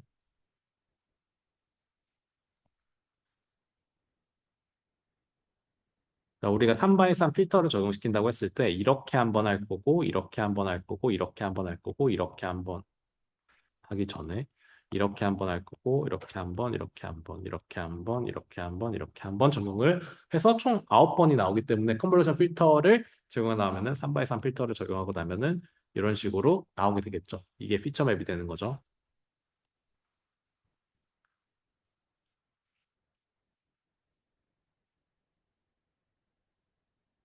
원래 오리지널 이미지가 5x5였을 때 3x3 필터를 적용하면은 3x3 피처 맵이 나오는 이런 구조를 생각해 볼 수가 있는데 이 상태에서 한번 생각해 보시면은 이 위치는 원래 이미지에 어디에 해당하는 거예요?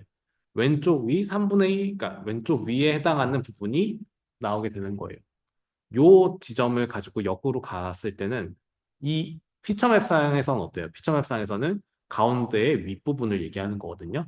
이 연산이 적용된 부분을 봐도 마찬가지로 가운데 윗부분으로 그대로 갑니다. 위치가 유지가 돼요. 홀수인 경우에는 가운데, 이 필터의 가운데 위치를 기준으로 이 위치가 결정이 되기 때문에 그 위치를 역으로 추론하기가 쉽습니다. 네. 이 필터가 적용됐을 때 이렇게 적용됐으면은 여기 가운데 지점을 기준으로 아, 여기 있는 값은 이 위치가 유지돼서 여기에서 연산이 된 거구나. 이런 식으로 이 피처맵으로부터 위치를 찾아내는 게 쉬워요. 근데 예를 들어 4 x 4로 했다. 4 x 4 피처 필터로 했다라고 하면은 4 x 4 필터가 이렇게 한 번, 이렇게 한 번, 이렇게 한 번, 이렇게 한 번 적용되니까 어, 맞나? 맞나 봐요. 네.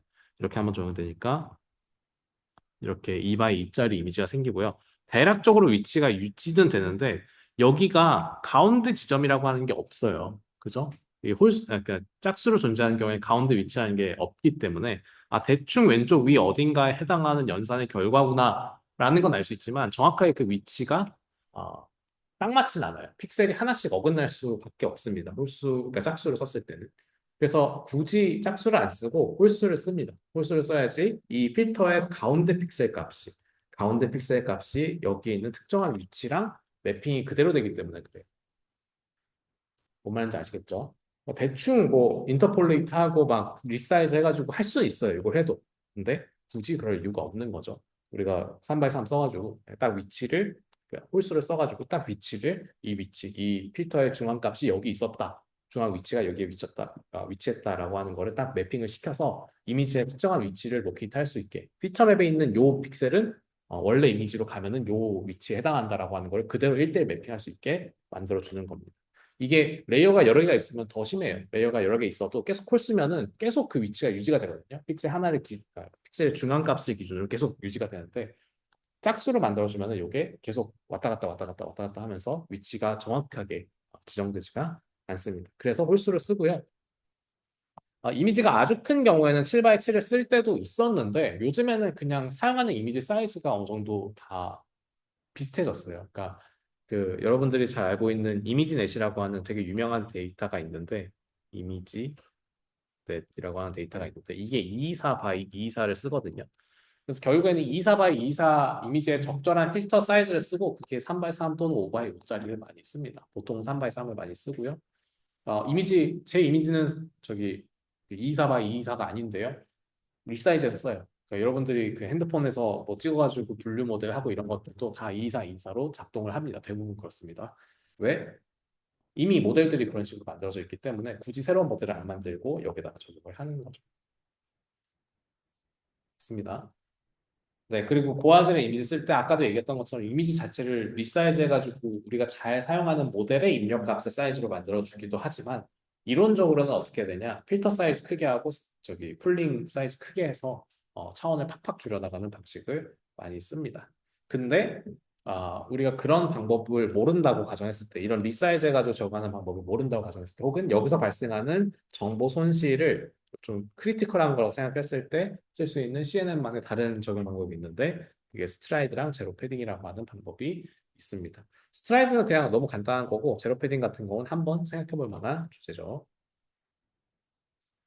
스트라이드는 뭐 2가 빠졌어요. 스트라이드는 이 컨볼루션 필터 적용시킬 때 몇 칸씩 띄어서 이동할지를 얘기합니다. 우리가 여태까지 이미지에서 그 컨버전 필터 적용할 때 예시를 설명할 때는 항상 한 칸씩만 이동하는 것처럼 얘기를 했어요. 이렇게 하고 이렇게 하고 이렇게 하고 이렇게 하고 가로 세로 한 칸씩만 한 픽셀씩만 이동하는 것처럼 얘기했는데 뭐 그 누가 반드시 그러라고 하지 않았으니까 두 칸씩 이동해도 상관없습니다. 예를 들면 여기는 4x 4짜리 이미지를 3x 3짜리 컨버전 필터를 적용시켰을 때 나오는 피처 맵이 2x2로 나오는 거를 볼 수 있는데 우리가 여기를 5x5짜리 이미지에다가 스트라이드 2짜리로 3x3짜리 3x3짜리 필터를 적용시키면은 처음이 여기 딱 적용되고요. 그죠? 처음에 여기 딱 적용되고 두 칸을 이동해요. 한 칸, 두 칸 이동해서 여기에서 이렇게 적용되는 거죠. 그럼 더 이상 적용 못하니까 여기에서 한 칸, 두 칸 밑으로 내려서 여기 적용하고요. 그리고 여기 적용하고 이런 식으로 2x 2짜리로 4번 적용할 수 있는 거죠. 그래서 2x 2 이미지가 피처 맵으로 나오게 되는 겁니다. 입력값이 4x 4랑 5x 5로 다른데 그 피처 맵 사이즈가 동일하게 나올 수 있다는 거는 원래 이미지가 더 커도 더 작은 사이즈로 만들 수 있다는 얘기고요. 그래서 이미지가 굉장히 거대하더라도 차원을 팍팍 줄여나갈 수 있다는 얘기입니다. 이거 풀링이랑도 그 아이디어가 비슷해요. 이런 식으로 스트라이드 적용해도 되는 이유가 뭐겠어요? 바로 옆에 있는 픽셀이 갖고 있는 피처가 유사하기 때문에 그래요. 사람의 팔이 이렇게 뻗어 있으면은 이런 식의 그 직선 유지가 되잖아요. 직선 유지가 되서 갑자기 여기서 곡선이 생겼다가 막 이렇게 직선이 되지는 않으니까 유지가 되니까 스트라이드 1로 하든 2로 하든 큰 차이가 없어서 이런 식으로 해도 정보의 손실이 거의 없다. 그래서 이런 식으로 하는 거를 스트라이드. 몇 칸씩 움직일지를 결정하는 걸 스트라이드라고 하고요.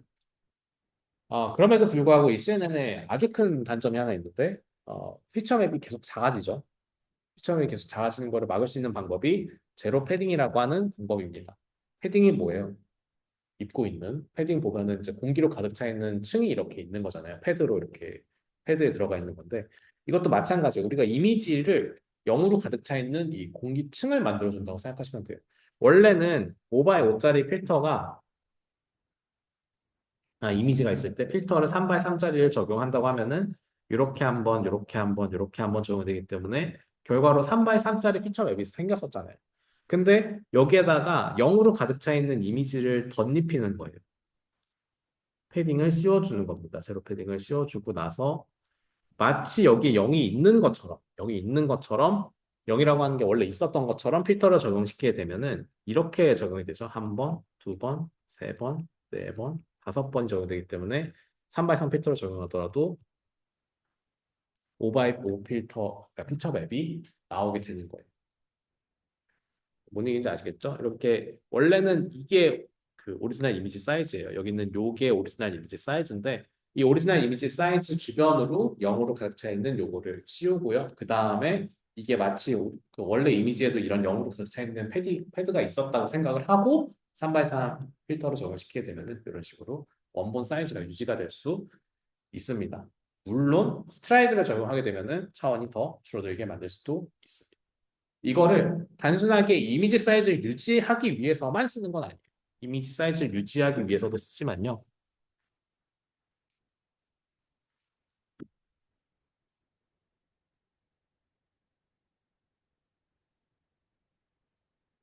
구석의 정보 추출 위해서.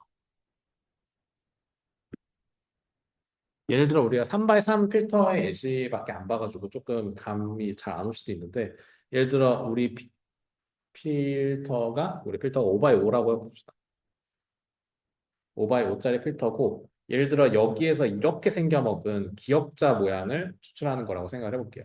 기역자 모양을 추출한다고 했을 때 패딩이 없는 이미지 같은 경우에는 여기에서 적용했을 때 요 위치에 기억이 있냐 아니냐만 어, 찾아볼 거예요. 근데 실제로는 어떨 수도 있는 거예요. 실제로는 어떨 수도 있는 거예요.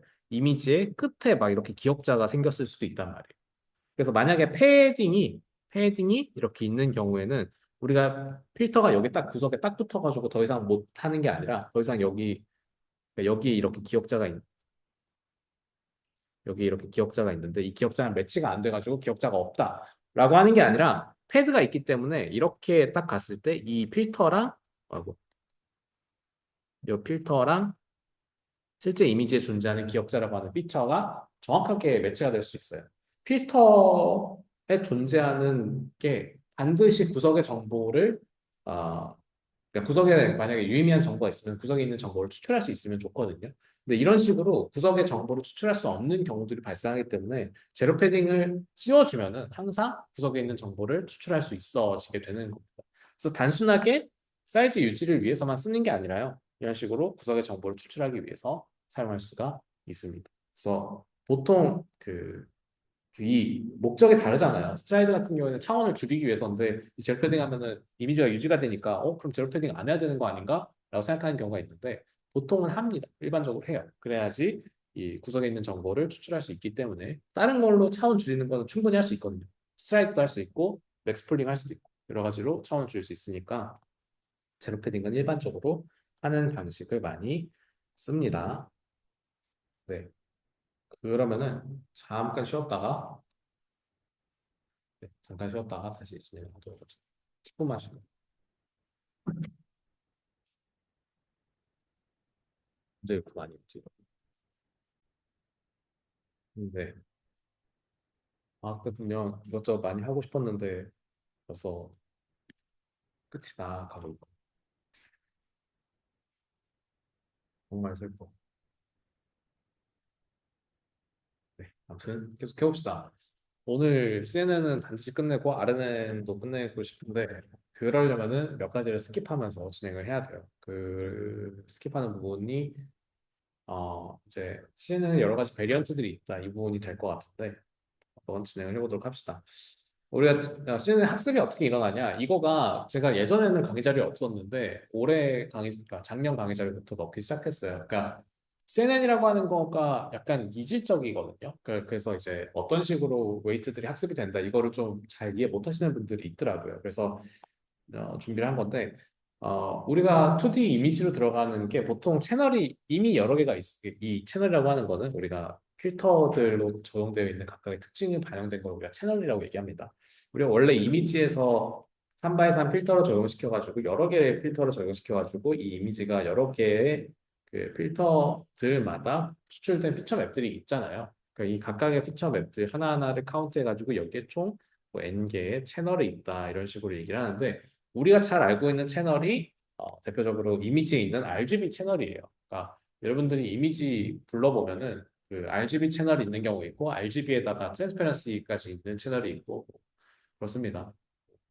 그런 식으로 있는데 일반적인 이미지는 RGB 채널이 있죠. PNG, 뭐 JPG 이런 이미지들 보면은 네, RGB 채널이 있는 경우에는 우리가 입력값의 특징이 세 가지로 표현되어 있는 거예요. 빨간 색깔이 얼마나 있냐, 초록 색깔이 얼마나 있냐, 파란 색깔이 얼마냐로 이미 표현이 되어 있는데 자, 여기에다가 3x3 필터를 적용하는 컨볼루션 연산을 한다고 생각을 한번 해봅시다.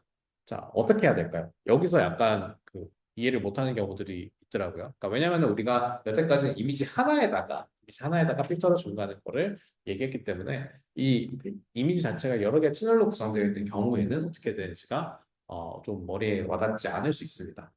어떻게 하냐? 아웃풋 보면은 액티베이션 맵 혹은 피처 맵이 지금 보면은 필터가 5개, 채널이 5개죠. 필터 개수만큼의 채널이 나오는 거를 볼 수가 있는데, 그러면은 여기에서 우리가 요 필터를 적용할 때 어떤 식으로 됐기 때문에 여기에 있는 피처 맵이 5개 채널밖에 안 가지고 있을까를 생각해 보면은 좀 대략적으로 어떻게 작동할지를 생각할 수가 있는데, 이런 식으로 작동을 합니다. 같은 필터를 적용을 각각의 채널에서 하고요. 그죠? 원래 우리가 원래는 요 위치에서 적용된 게 하나의 픽셀 값으로 가잖아요. 요 위치에서 적용된 게 하나의 픽셀 값으로 가는데 여기에서 컨볼루션 연산해서 하나의 픽셀 값 구하고요. 여기에서 컨볼루션 연산해서 하나의 픽셀 값 구하고 여기에서 해서 하나 구하고 이거를 다시 다 더해서 다음 레이어에 점 하나를 찾게 되는 겁니다. 뭔 얘기냐? 우리가 여기에 있는 3x3 필터가 적용됐을 때 여기에서 3x3 필터 하고요. 음? 여기서 3x3 필터 하고요. 초록 색깔에서 3x3 하고요. 파란 색깔에서 3x3 같은 위치에서 하고 그거가 여기 왼쪽 상단의 위치에 한다는 거죠. 그러니까 이걸 다 더해서 이 왼쪽 상단에 위치한다는 게 되는 겁니다. 자, 이렇게 되면은 뭔 차이가 있냐? 뭐 여러 가지 차이가 있겠죠. 여러 가지 차이가 있겠지만은 가장 대표적인 거는 뭐예요? 우리가 이 빨간 색깔에서만 예를 들면 대각선을 찾는 게 아니라 파란 색깔에서만 대각선을 찾는 게 아니라 모든 채널에서 이 대각선이 나오는 거를 찾겠다라는 얘기가 되는 겁니다. 요게 그러면 안 되지 않나라는 생각이 들 수도 있어요. 그래서 이렇게 안 하는 CNN도 있습니다.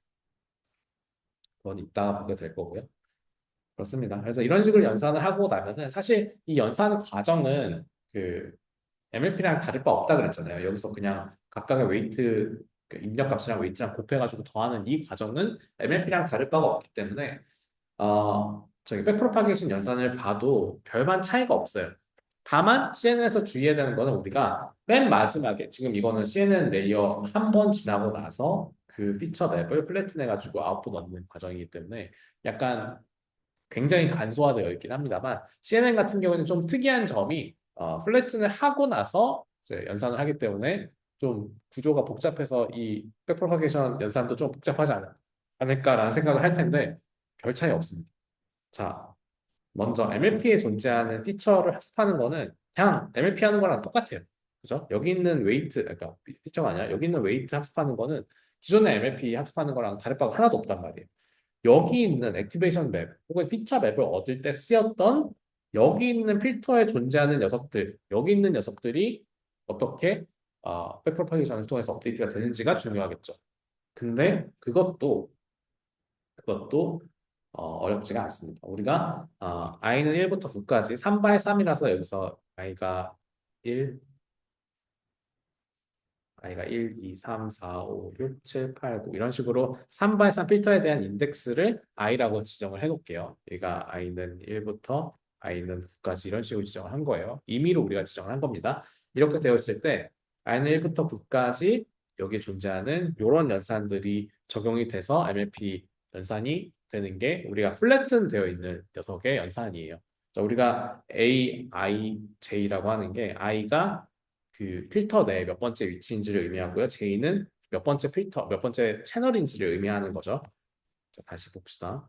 우리가 여기 액티베이션 맵이 있을 때 여기 보면 위점자가 있고 아래점자가 있어요. 여기 보면 위점자가 1로 되어 있는 거 첫 번째 채널이기 때문에 그렇고 두 번째 채널에 대해서는 A, 2, 1, 1 이런 식으로 되어 있겠죠. 두 번째 채널에 대해서 이 위점자가 2일 거고 3일 거고 4일 거고 5일 거고 이런 식으로 순서로 되어 있어요.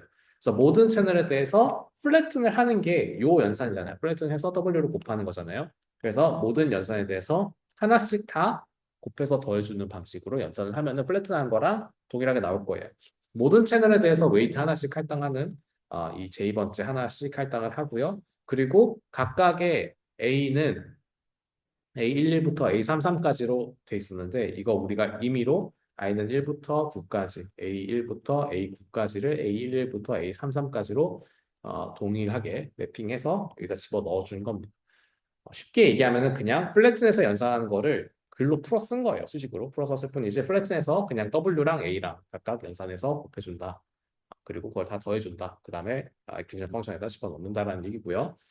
그렇게 y 햇을 얻었을 때 우리가 a 각각의 a, i, j 값은 어떤 식으로 나왔냐? 3바이 3 여기 있는 ij랑 여기 있는 ij랑 다른 거예요. 3바이 3 필터에 쓰였던 요 각각 빨간 색깔 채널에서 초록 색깔 채널에서 파란 색깔 채널에서 3바이 3 필터에서 각각 연산한 결과를 더했었죠. 근데 우리가 얻고 싶은 백프로파게이션은 두 가지가 있는 거예요. MLP에 대해서는 이전과 동일하다 그랬으니까 무시해도 됩니다. 어려울 거 없어요. 이전과 동일하게 하면 되고 이 부분이 문제인 거죠. 여기 있는 WIJ를 대체 어떻게 업데이트 할 거냐. 근데 우리가 이런 식으로 수식으로 써놓고 나면은 어떻게 해야 될지 잘 감에 들겠죠.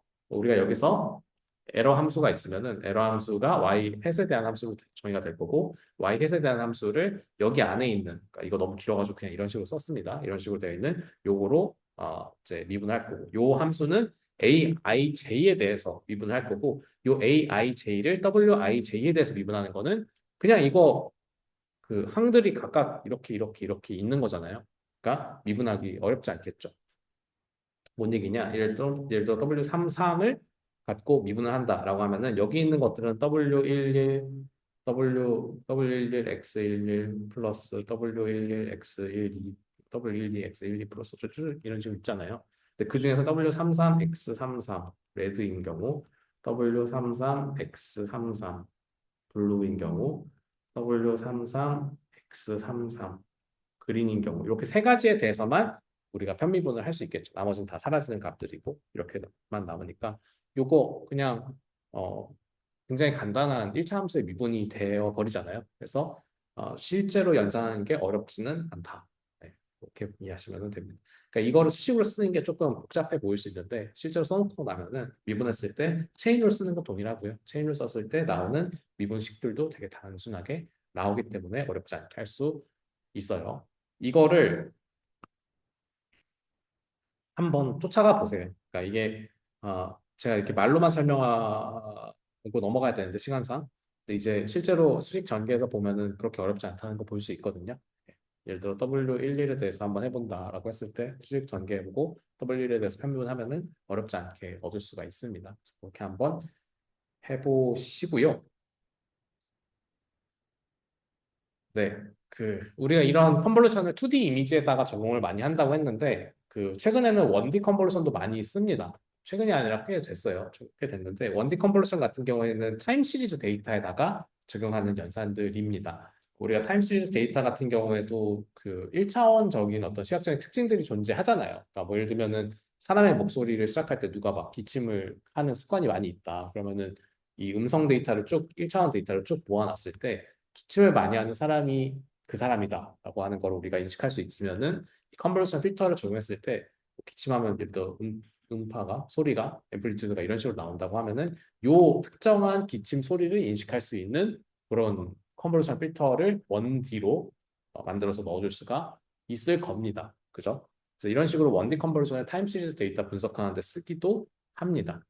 생각보다 1D 컨볼루션이 시각적인 특징을 그러니까 시간에서 나오는 타임 시리즈 데이터에 존재하는 특징을 잘 추출해서 우리가 많이 쓰고 있기도 합니다. 근데 이따가 볼 RNN이 사실은 더 대표적인 모델이고요.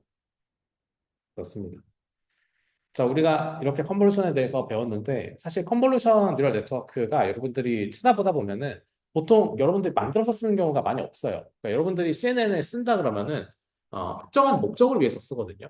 뭐 이미지 인식해가지고 뭐 강아지, 고양이 인식하는 뭐 이런 아니면은 뭐 피부 병변 뭐 인식해가지고 피부 병변에 따른 치료법 뭐 제공 뭐 이런 여러분들의 각자의 어떤 캡스톤 프로젝트 같은 걸 한다.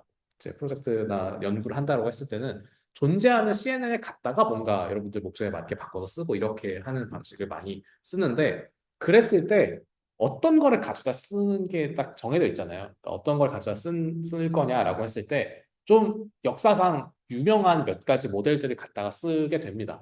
자, 알렉스넷이 2012년에 나왔고 이게 좀 유명한 모델이에요. 그러니까 왜냐면은 2012년이 뭐 인공지능의 세 번째 부흥기 어쩌고저쩌고 막 하는데 이 2012년에 알렉스넷이 나오면서 그러니까 이 알렉스넷은 사람의 얼굴 인식하는 데 쓰였던 모델이에요. 근데 알렉스넷이 그러니까 그거의 발전된 버전인데 이 알렉스넷이 나오면서부터 컨버전 뉴럴 네트워크 쓰는 게 기존에 우리가 쓰던 방법론, 그러니까 기계 학습을 통해서 사람들이 직접 손으로 만든 피처 맵들 써서 기계 학습적으로 뭐 이제 특정한 특징들 추출하고 그 다음에 선형 분류기에다 집어넣는 기존의 방법론들이 굉장히 좋았었는데 그거를 다 굉장히 큰 차이로 이겨먹은 게 이 CNN 기반의 모델들이거든요. 그래서 이 알렉스넷이 굉장히 첫 모델로 되게 유명하고요.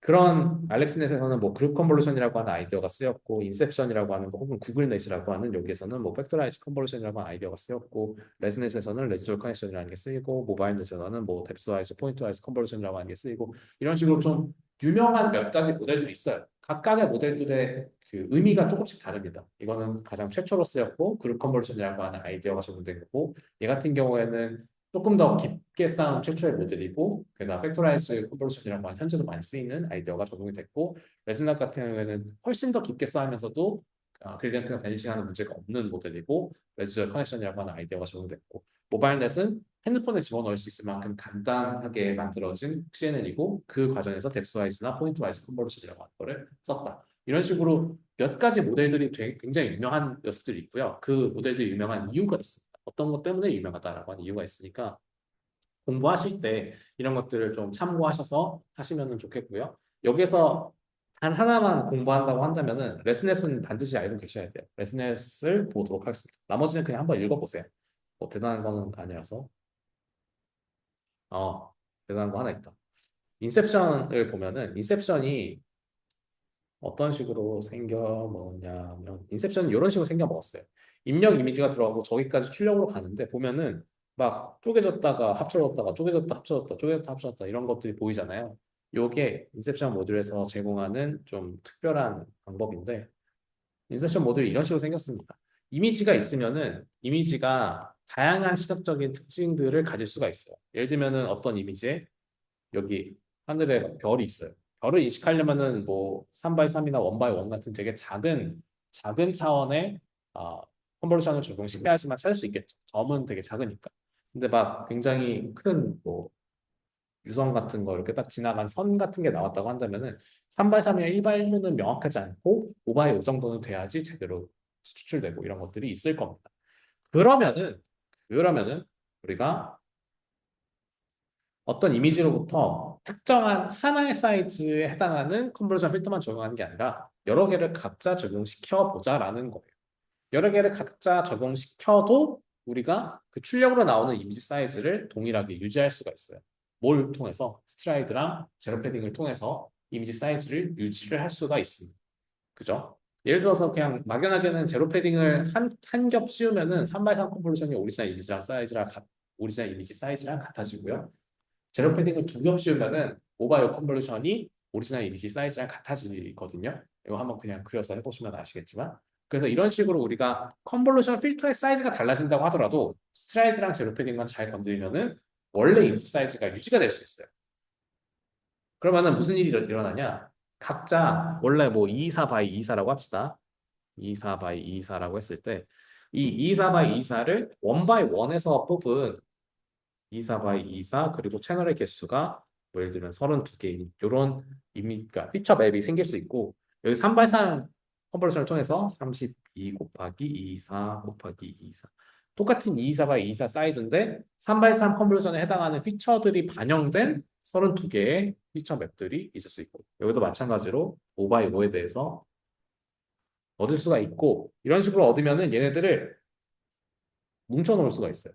그냥 필터가 224와 224 이미지 필터가 이런 식으로 뒤에 계속 쌓이는 거잖아요. 그 책 쌓는 것처럼 이렇게 쭉쭉쭉 뒤로 쌓는 거기 때문에 32가 세 번 쌓이면 96이 되겠죠. 96 곱하기 24 바이 24로 요 안에는 작은 컨볼루션이 적용된 거, 좀 중간 사이즈, 더 큰 사이즈의 컨볼루션이 적용된 거 각각 다른 스케일에서 그 피처들을 찾은 결과들을 하나의 이미지로 축약을 시킬 수가 있다는 겁니다. 물론 맥스풀링을 통해 가지고 그냥 원본 이미지를 사이즈만 작게 만든 것도 넣어줄 수가 있어요. 네.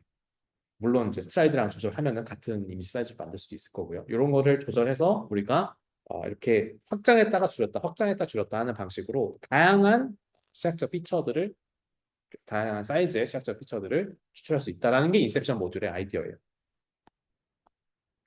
거기서 튀어나온 것 중에 하나가 팩토라이징 컨볼루션이라고 하는 건데 이거를 해놓고 봤더니 그 요거 지금 1바이 1이니까 웨이트가 하나밖에 없고 요거 3바이 3이니까 웨이트가 9개고 이거 5바이 5니까 웨이트가 총 25개가 있거든요. 하나의 필터 내에. 근데 이게 개수가 너무 많아지는 경향이 있다 보니까 사람들이 고민을 한 거예요. 고민을 하다 보니까 이런 식으로 바꿔 쓸 수 있구나라는 거를 발견한 거죠. 여기서 1바이 1짜리는 조금 잠깐 무시하고 봅시다.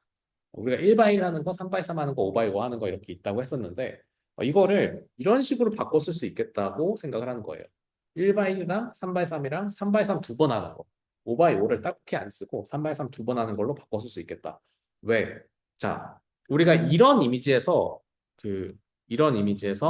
5바이 5를 적용한다는 거는 이렇게 되어 있는 5바이 5짜리 이미지 하나 적용해가지고 필터 하나 적용해서 픽셀 하나 얻는 거예요, 원래. 그죠? 근데 이 5바이 5 이미지를 3바이 3을 두 번 하게 되면은 3바이 3을 여기다 적용하면 하나, 둘, 세 개니까 3바이 3 이미지가 나오고 3바이 3을 한 번 더 하면은 1바이 1짜리 픽셀 하나가 나오는 거죠.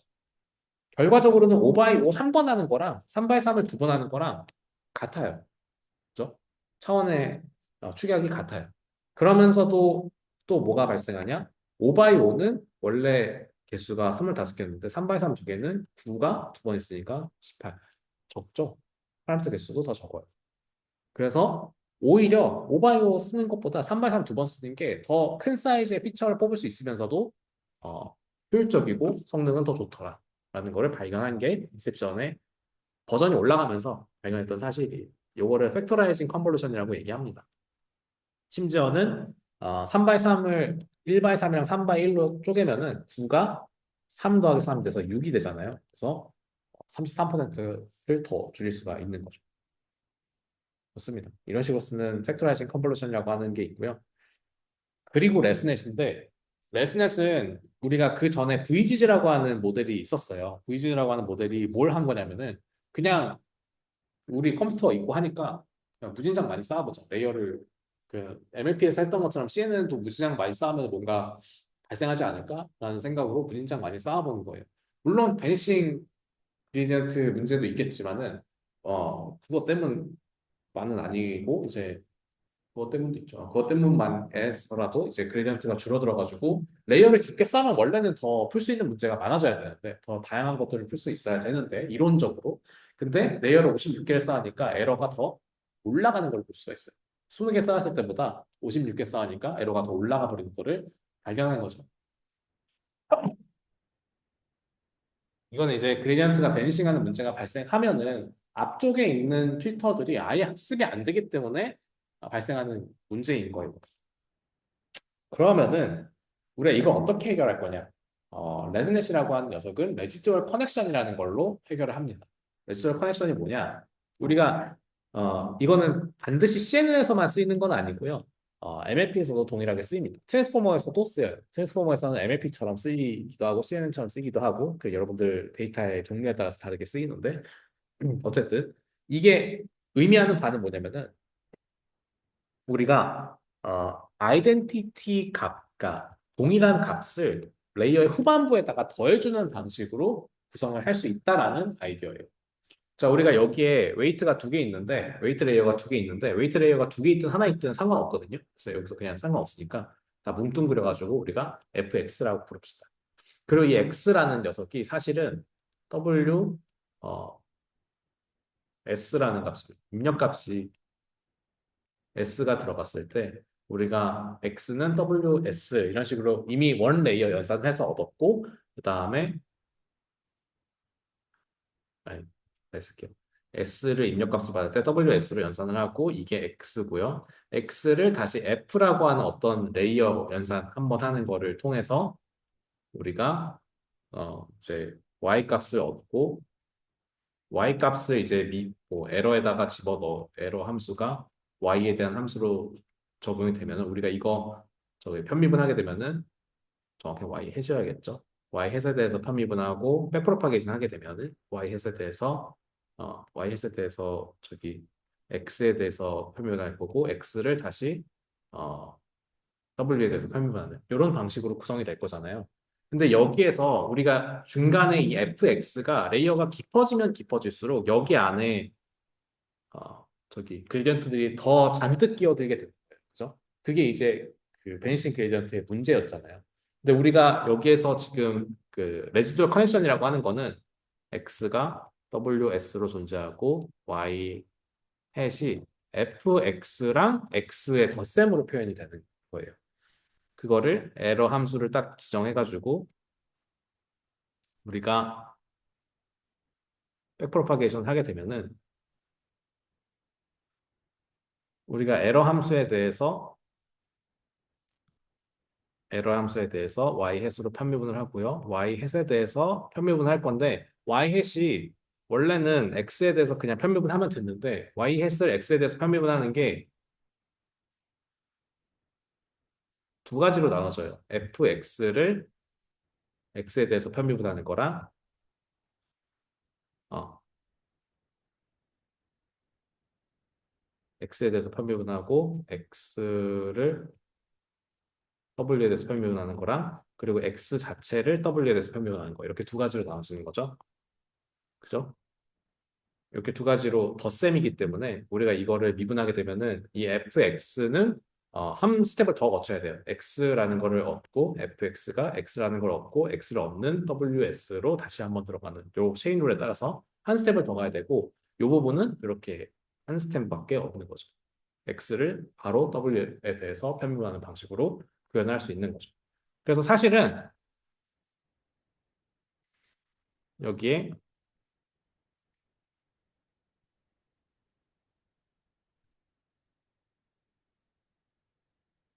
이런 식으로 되는 건데 사실은 우리가 레이어가 깊어지면은 fx라고 하는 레이어가 깊어지면 깊어질수록 그레디언트가 쭉 가산되는 부분은 이 위치예요.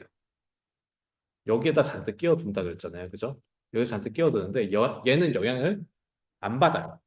그 원래 에러에 대해서 최종적인 y hat, 즉 fx랑 x로 더해서 얻었던 이 y hat이 끼치는 영향 곱하기 이 x에 대한 w에 대한 미분으로 바로 이동을 하게 된단 말이에요. 그레디언트의 흐름을 보면은 어, 레이어가 쭉 그냥 일렬로 쌓여 있으면은 여기 중간에 레이어가 몇 개가 있든지 간에 이거를 흘러서 여기까지 가야 돼요. 근데 레지dual 커넥션이 있는 경우에는 이렇게 가는 게 여기에 해당하는 거고요. 여기서 그냥 점프 뛰어서 여기로 바로 가는 게 이 뒤쪽에 있는 녀석입니다. 그래서 그레디언트가 베니싱 한다는 거는 이 레이어를 계속 거쳐가면서 여기에 그 각각의 편미분 항들이 계속 뛰어들어가서 여기가 점점 작아져서 없어지는 걸 우리가 그레디언트가 베니싱 한다라고 얘기하는 건데 이 부분에서 우리가 fx랑 x를 더한 거를 y 햇수로 정의를 하게 되면은 이 상태에서 미분을 했을 때 레이어가 아무리 깊어진다 그래도 이 부분이 작아지는 거지 이 뒷부분이 작아지진 않습니다. 그죠? 그래서 우리가 여기 W가 업데이트가 되는지 안 되는지 여부를 봤을 때 레이어가 깊어지면은 여기서 W는 업데이트가 안 될 수도 있어요. 왜? 여기에 중간중간에 그레디언트가 많이 들어가면 이게 거의 이 그레디언트가 거의 0에 가까워질 수 있거든요. 근데 얘 같은 경우에는 여기에 레이어에 막 레이어가 깊어져가지고 여기에 그레디언트 항들이 막 잔뜩 들어간다고 해도 얘는 0이 될 수 있지만 얘는 변하지 않아요. 덧셈으로 연결되어 있기 때문에 변하지 않습니다. 그래서 얘 같은 경우에는 계속 떤 그레디언트 값을 계속 유지하고 있기 때문에 그레디언트가 0으로 가지 않습니다. 그레디언트가 베니싱하는 문제가 해결될 수 있는 겁니다. 네, 이걸 통해서 그레디언트가 그 원래는 이 레이어를 거치고 가면서 요거 그 편미분항이에요. 편미분항 이런 식으로 계속 쌓여가지고 레이어를 가면 갈수록 점점 작아져서 0에 가까워졌던 건데 이 레지어 커넥션을 거쳐갈 때마다 레슨에서 레지어 커넥션을 거쳐갈 때마다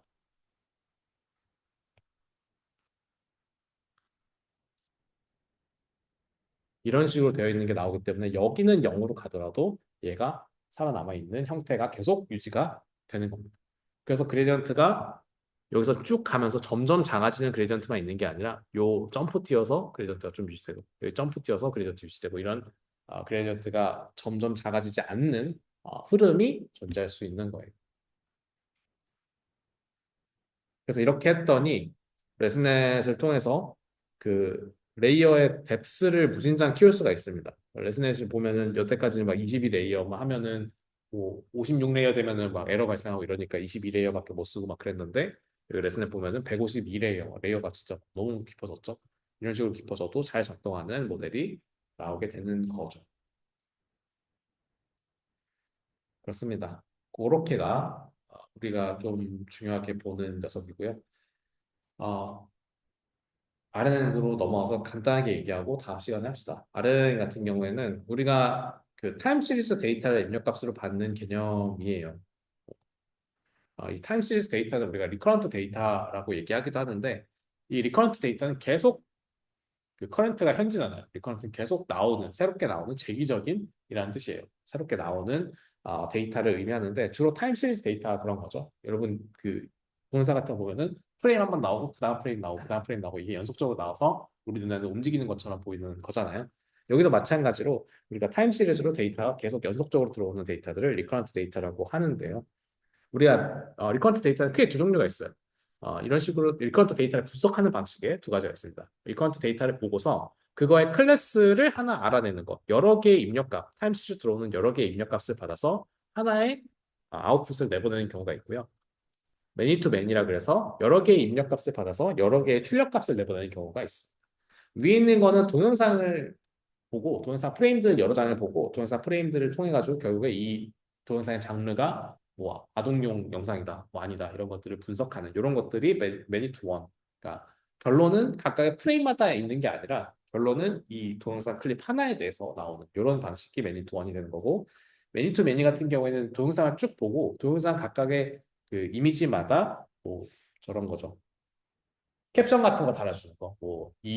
여기에서는 뭐 어떤 장면에 뭐가 있다 이런 식으로 캡션 달아주는 이런 오토 캡셔닝 같은 게 매니 투 매니 문제가 되는 겁니다. 시간축에 따라 가지고 계속 바뀌죠. 시간이 변함에 따라서 출력값도 계속 변하는 이런 것들이 매니 투 매니가 되는데 타임 시리즈 데이터 혹은 타임 시리즈 데이터 중에서 좀 대표적인 거는 음성 혹은 여러분들한테 이제 프로젝트 시키면은 비트코인 많이 하시죠. 비트코인 같은 거 이런 것들도 타임 시리즈 데이터로 받아들여지고 좀 특이한 거는 자연어 역시도 타임 시리즈 데이터로 여겨집니다. 시간축에 따라서 단어들이 들어오고 그러니까 순서에 따라서 단어들이 들어오고 단어들이 들어온 순서에 따라서 어떤 의미를 가지기도 가지지 않기도 의미가 달라지기도 하기 때문에 그렇습니다. 네, 리커런트 뉴럴 네트워크를 설명하면은 크게 세 가지로 제가 설명을 하는데 일단 데이터 특성은 설명했고요. 시간축에 따라서 들어오는 데이터다라는 거고 그리고 CNN과 MLP와의 유사성을 가지고 나머지 두 가지 특징을 설명을 합니다.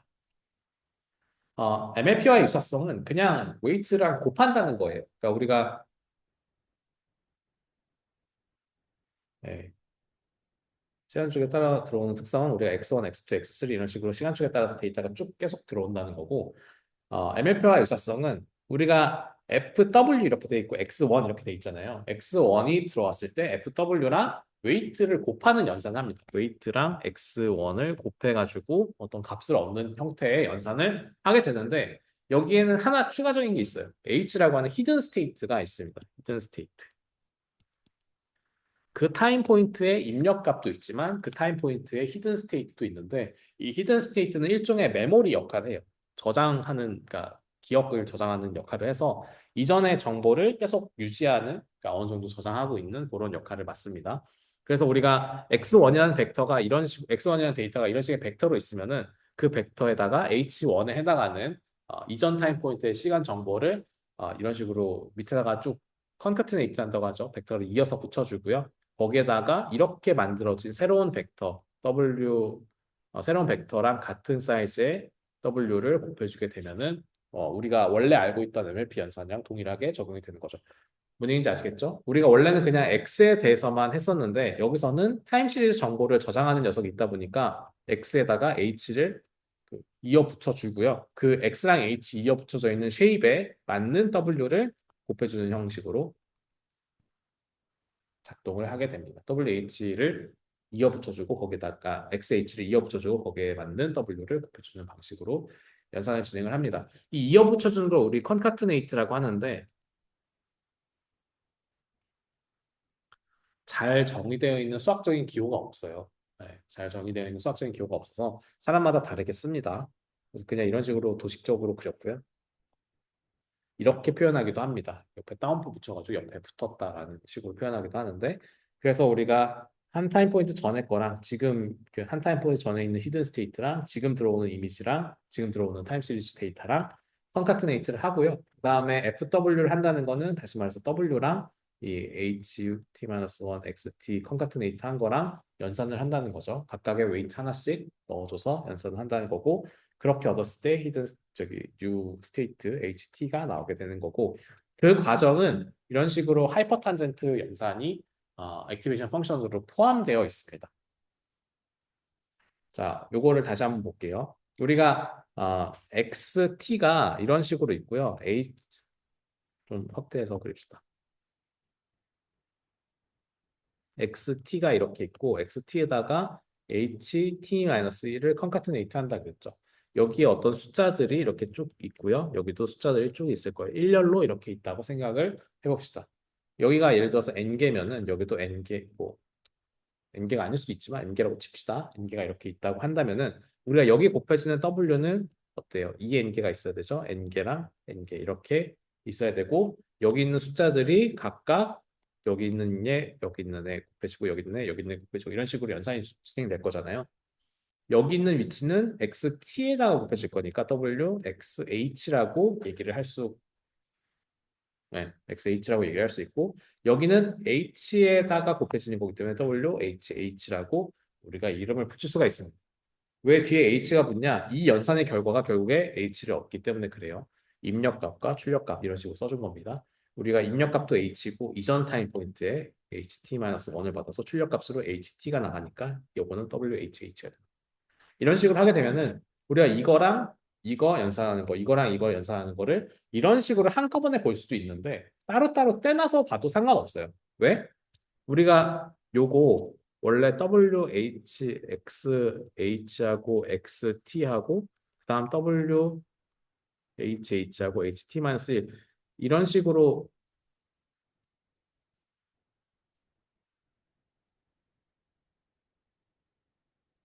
이런 식으로 써도 그냥 덧셈이잖아요, 결국에. 결국에 덧셈이기 때문에 이거를 컨카트니 한 다음에 WH라고 하는 하나의 웨이트로 곱한다고 하든 쪼개든 상관없습니다. 어차피 덧셈이기 때문에.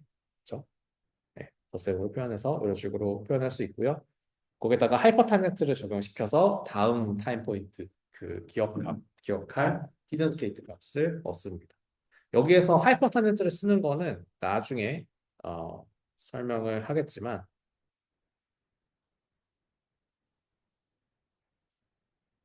네, 나중에 얘기하겠지만 우리가 RNN에서 발생하는 문제점이 있기 때문에 그래요. 이렇게 연속적으로 같은 웨이트가 곱해지면서 그레디언트가 밴싱하는 문제가 좀 심각하게 발생하고 데드셋 문제가 심각하게 발생하기 때문에 하이퍼 탄젠트를 쓰게 됩니다.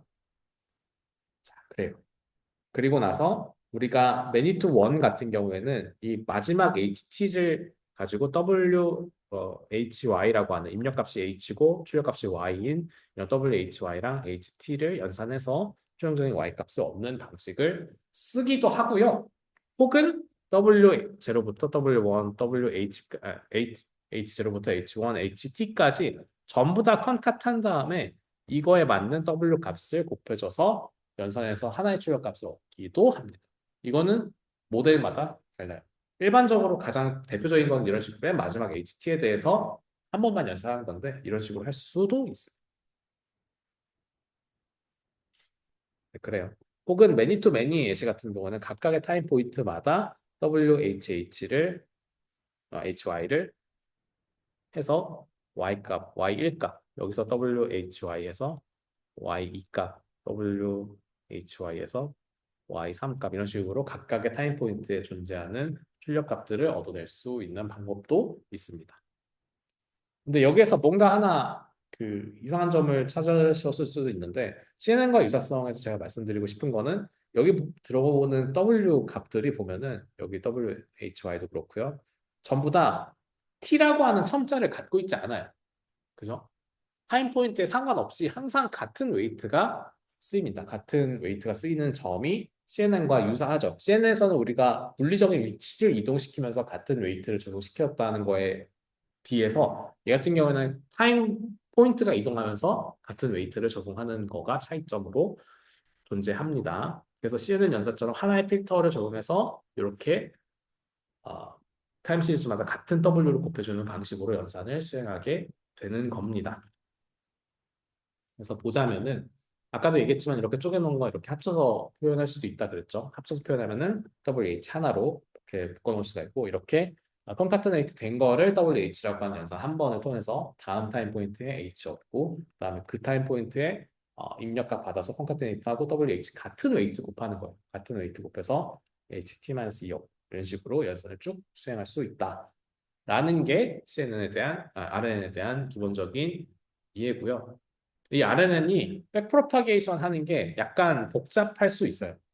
당연하겠지만 우리가 어떤 WH라고 하는 거를 WH를 보면은 WH가 WH1, WH2 해서 WH 뭐 N번째까지 이렇게 있다고 한다면은 여기 있는 WH 딱 옵티마이즈 하려고 봤을 때 우리가 보통 뉴럴 네트워크가 어떤 식이냐면은 그 W가 등장하는 시점까지만 전개해서 거기서 딱 멈춘단 말이에요.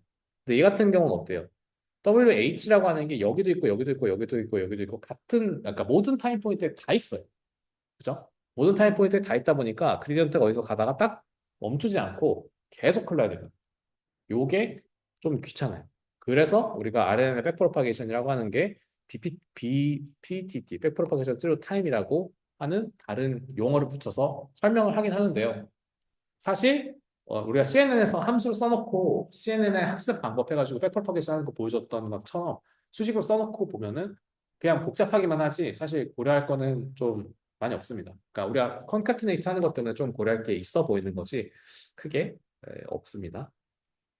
그래서 우리가 원래 컨카트네이트 되는 거를 다시 풀어서 쓰면은 이런 식으로 컨카트네이트 하는 표시를 쓸 수 있거든요. 그러니까 이게 옆으로 붙었고 이거 위아래로 붙었다는 표시예요.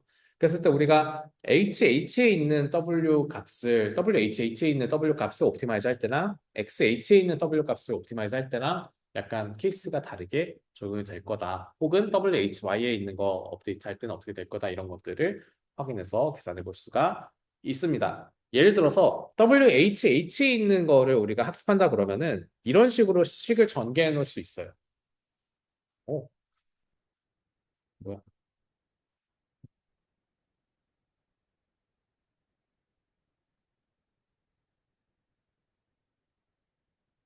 그만하라는 신에 계신가 봐요.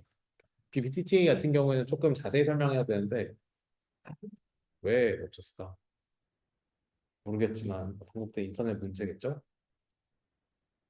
난 믿어. 한국대 문제라는 걸. 네. 왜 멈췄는지 모르겠지만은 PPT부터는 다음 시간에 보도록 합시다. PPT 보면은 사실 RNN에 대해서 길게 설명할 게 LSTM밖에 없어요. LSTM만 설명하면 돼서 거의 다 설명했고 다음 시간에는 강화학습 들어가도록 하겠습니다. 네, 그럼 오늘 여기까지 하도록 할게요. 그래도 마지막에 없어서 다행입니다. 수고하셨습니다.